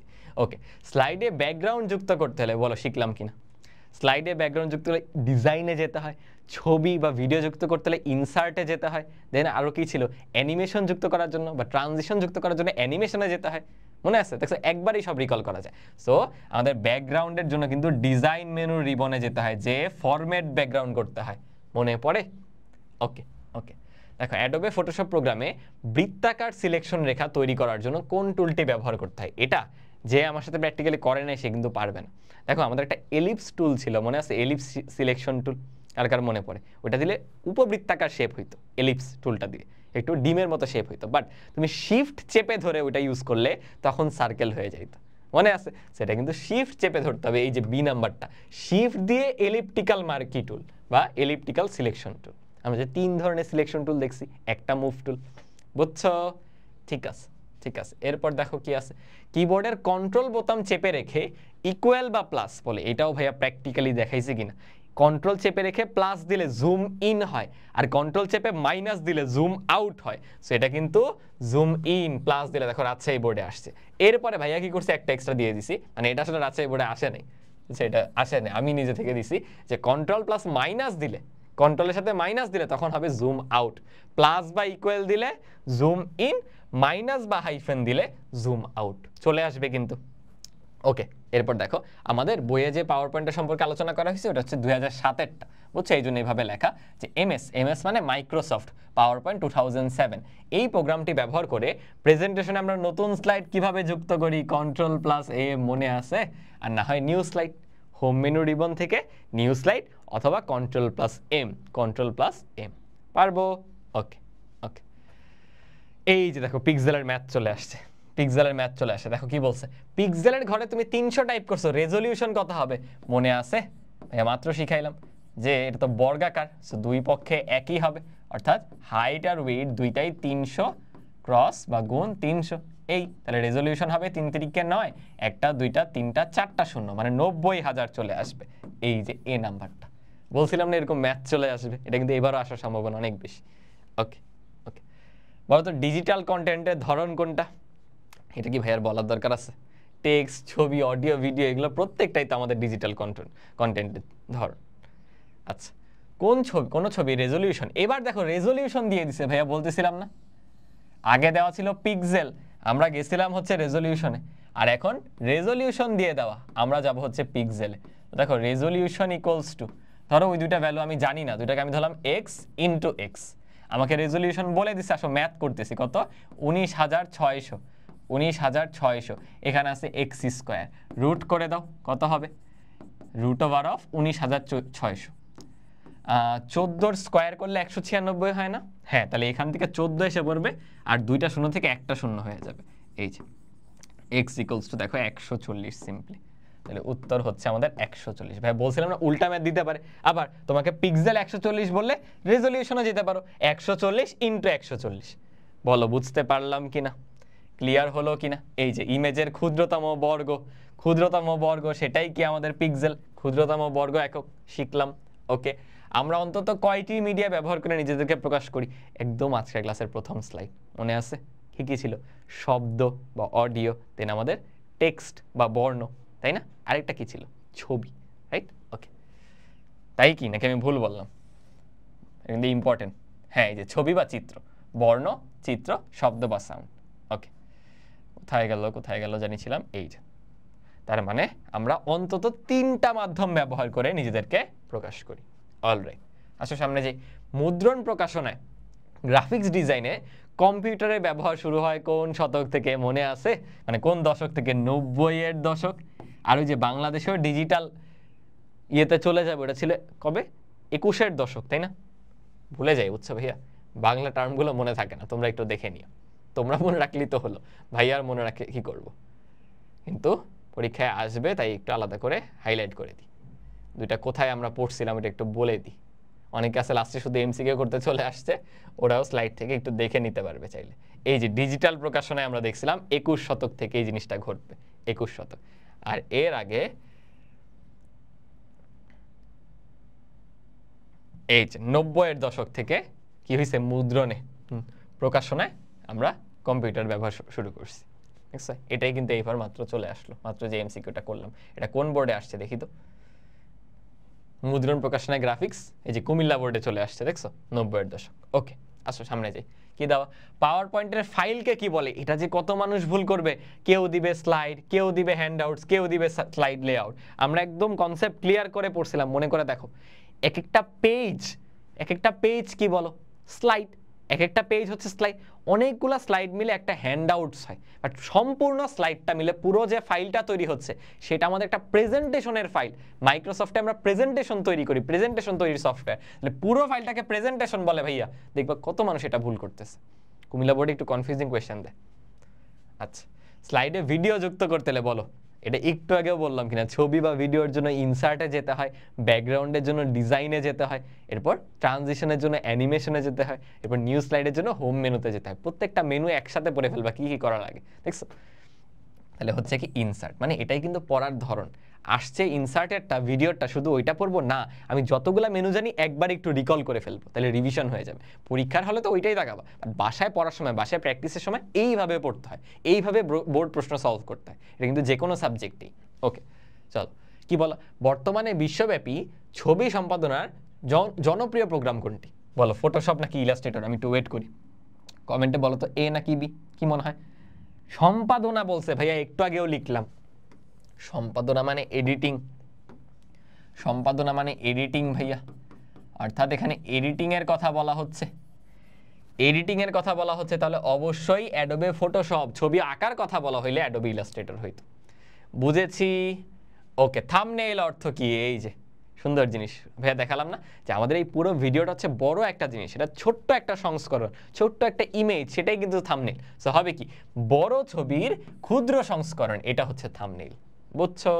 ওকে, পাওয়ার পয়েন্টে প্রস্তুতকৃত 20টি স্লাইডের প্রেজেন্টেশনে 5 পৃষ্ঠায় উপস্থাপন করলে পৃষ্ঠাগুলোকে কি বলা হবে? বলো, এটা আমি পড়াইছি কিনা? দেখো এখানেও লেখা 20টা পেজ মানে 20টা স্লাইড, 20টা স্লাইড নিয়ে একটা প্রেজেন্টেশন তৈরি হয়েছে, পুরো স্লাইডটা, রাইট? মানে 20টার মধ্যে ধরো আমি 5টা নিলাম, একটা অংশ নিলাম, এটাকে কি বলে? হ্যান্ডআউটস না? হ্যান্ডআউটস না? কই গেল? এই যে হ্যান্ডআউটস, ডি নাম্বারটা। বলে একদম কনসেপ্ট ক্লিয়ার করে পড়াইছি কিন্তু ওইগুলাই দেখো এমসিকিউতে আসতেছে, তোমরা পরীক্ষায় ফাটায় দিয়ে আসতে হবে। ওকে, পৃষ্ঠা বা অবজেক্টের অবস্থান পরিবর্তন করা যায় কোন টুলের মাধ্যমে? আমরা কিন্তু দেখছিলাম হ্যান্ড টুল, হাতের মতো এই যেরকম 5 আঙ্গুলের সিম্বল দেওয়া, ওইটা ক্লিক করে তুমি চাইলে পৃষ্ঠাটা নড়াইতে পারো মাউস দিয়ে ধরে ধরে, তাই না? দেখছিলাম কিন্তু। ওকে, এরপর দেখো ফটোশপে স্ট্রোকের রেঞ্জ, এটাও লিখে দিছি 1 থেকে 16, স্লাইডে আমাদের লেখা ছিল, এরপর আমরা দেখছিও। ওকে, এরপর আসো অ্যাডজাস্টমেন্ট কমান্ড, এটা অনেকে হয়তো ভুলে গেছো। দেখবে আমরা ছবির ব্রাইটনেস বাড়াইছিলাম কমাইছিলাম না? ছবি কি? ইমেজ, ইমেজটাকে অ্যাডজাস্ট করছি, সেটা ইমেজ মেনুতে গিয়ে অ্যাডজাস্টমেন্টটা করা যায়। প্র্যাকটিক্যালটা কিন্তু দেখতে হবে, বুঝছো? ওকে, বুলেটস এন্ড নাম্বার কোন মেনুতে? আবার দেখো চলে আসছি আমাদের সেই হোম মেনুর রিবন, দেখো হোম মেনুর রিবন, সেখানে দেখছো এই যে নিউ স্লাইড, নিউ স্লাইড, আবার ফন্টের মধ্যে এই ফাংশনগুলো ফন্ট গ্রুপের মধ্যে, তারপরে প্যারাগ্রাফ গ্রুপের মধ্যে এই ফাংশনগুলো। তাহলে বুলেট ও নাম্বার, এটা তো একটু আগেই দেখলাম বুলেট আর নাম্বার হচ্ছে প্যারাগ্রাফ গ্রুপে, বাট এখন বলছে কোন মেনু, তাহলে মেনুটাকে হোম মেনু কিনা, দেখছো একটু আগেই করে আসলাম, তাহলে এটা কিন্তু হোম মেনু, ডিটেলসে করতে হবে, বুঝতে হবে আর কি। আর প্র্যাকটিক্যালটা যারা করছে তাদের জন্য এগুলো কোনো ব্যাপারই না। ছবি সম্পাদনার প্রোগ্রাম আবার চলে আসছে আমাদের অ্যাডোবে ফটোশপ। ছবি সম্পাদনা বললেই সেটা ফটোশপ, ছবি অঙ্কন বললে সেটা ইলাস্ট্রেটর। ওকে, ইলাস্ট্রেটরের টাইপ টুলের সাহায্যে কতভাবে লেখা যায়, এই যে ভুল করবা এইগুলা কেউ বলবে না, 4-5 কেউ বলবে না, আমাকে বলো 3 সঠিক না 6 সঠিক, কি হবে বলো, কমেন্ট একটু বলো প্লিজ, আমি একটু টেস্ট করতে চাই যে কয়জন ভুল করে। একটু ভিডিওটা পজ করো, করে ভাইকে একটু কমেন্টে উত্তরটা বলো, এবং যার যার হয়েছিল সে আবার এটাও বলতে পারো ওই কমেন্টে রিপ্লাই করে যে ভাই আমারটা কিন্তু হয়েছিল, আমি জানি। আমি বলছিলাম যে আমাদের ইলাস্ট্রেটরে টাইপ টুল আছে 6টা, বাট লেখাকে বিন্যাস করা যায় 3 ভাবে। তো 6 হবে না ভাইয়া, 3 ভাবে বিন্যাস করা যায়, 6 হবে না, টাইপ টুল 6টা, তো 3 হবে রাইট আনসার। দেখছো, ভুল হয়ে যেতে পারে, কিন্তু কেয়ারফুল থাকতে হবে। অ্যাডোবে ইলাস্ট্রেটরের লিডিং আমরা দেখছিলাম কিন্তু লাস্টে, যারা রেকর্ডিংটা দেখছো, মানে স্ক্রিন রেকর্ডের পোর্শনটা দেখছো, প্র্যাকটিক্যালটা, 2টা যে লাইন আমরা যে টেক্সটগুলো টাইপ করছি, অনেকগুলো লাইনের মাঝখানে যে ফাঁকা জায়গাটা, ওইটাকেই বলা হয় কি বলো, লিডিং। সো এই যে লাইনগুলোর মাঝখানে যে ফাঁকা জায়গা। ওকে ওকে, এরপর দেখো প্রেজেন্টেশনের স্লাইড প্রদর্শনে কিবোর্ডের কমান্ড কোনটি? আল্লাহ, স্লাইড শো, স্লাইড শো এর জন্য F5, এটা তো শিখলামই। আর এটা কিন্তু ছিল F6, F6 ছিল কোথায়, ফটোশপে বা ইলাস্ট্রেটরে কালার প্যালেট ওপেন করার জন্য, এটা হলো F6। ওকে, দেখো কোনটা আমাদের ইন্টারেক্টিভ মাল্টিমিডিয়া।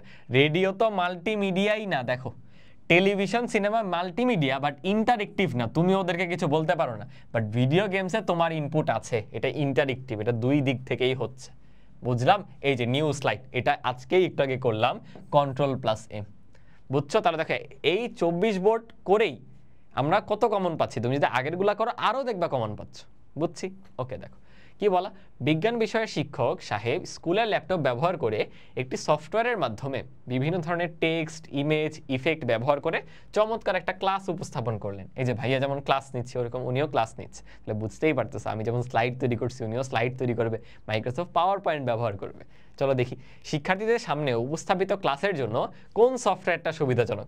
অবশ্যই আমাদের মাইক্রোসফট পাওয়ার পয়েন্ট, তাই না? ওকে, আচ্ছা ফাইনাল এমসিকিউটা দেখি। উদ্দীপকটা দেওয়াই আছে, তারপর কি বললো যে অ্যানিমেশন ব্যবহার করে উপস্থাপনাকে আকর্ষণীয় করা যাবে। হ্যাঁ, অ্যানিমেশন ব্যবহার করা যায়। শব্দ ও ভিডিও ব্যবহার করে শ্রেণী কার্যক্রম দেখানো যাবে। হ্যাঁ, সেটাও করা যায়। স্কুলের আয় ব্যয়ের হিসাব, না না না, আয় ব্যয়ের হিসাব আমরা এখানে করতে পারিনি। তো এখানে 1 আর 2 নাম্বারটা হচ্ছে। বলো, আমরা অলমোস্ট কয়টা, 40টার মতো, প্রায় 37টা এক্স্যাক্টলি বলে 37টা এমসিকিউ সলভ করলাম। বলে এরপরে এই চ্যাপ্টারটা নিয়ে কারো কোনো ডাউট আছে? তো তোমাদের জাস্ট কাজ হবে এই পুরো ক্লাসটা একবার বসে ইফেক্টিভলি করা, একবার করে ফেললে দিন দেখবে আর কোনো ঝামেলা হবে না। পরে এসে যে স্লাইডটাই ওই ইম্পর্টেন্ট পয়েন্টগুলো দেখে যাবা পরীক্ষার আগে, দেখবে পঞ্চম অধ্যায় আগে যেটা মানুষের জন্য, অনেকের জন্য ভয়ের নাম ছিল যে এমসিকিউ পারতাম না, ভুল হতো, মুখস্থ করতে হতো, মনে থাকতো না, এখন সে হাতে কলমে শিখে গেল আজকের ক্লাসের মাধ্যমে। তাহলে আজকের ক্লাসটা এই পর্যন্তই। তোমাদের কেমন লাগলো অবশ্যই ভাইকে কমেন্টে জানাও। ঠিক আছে, আল্লাহ হাফেজ, আসসালামু আলাইকুম।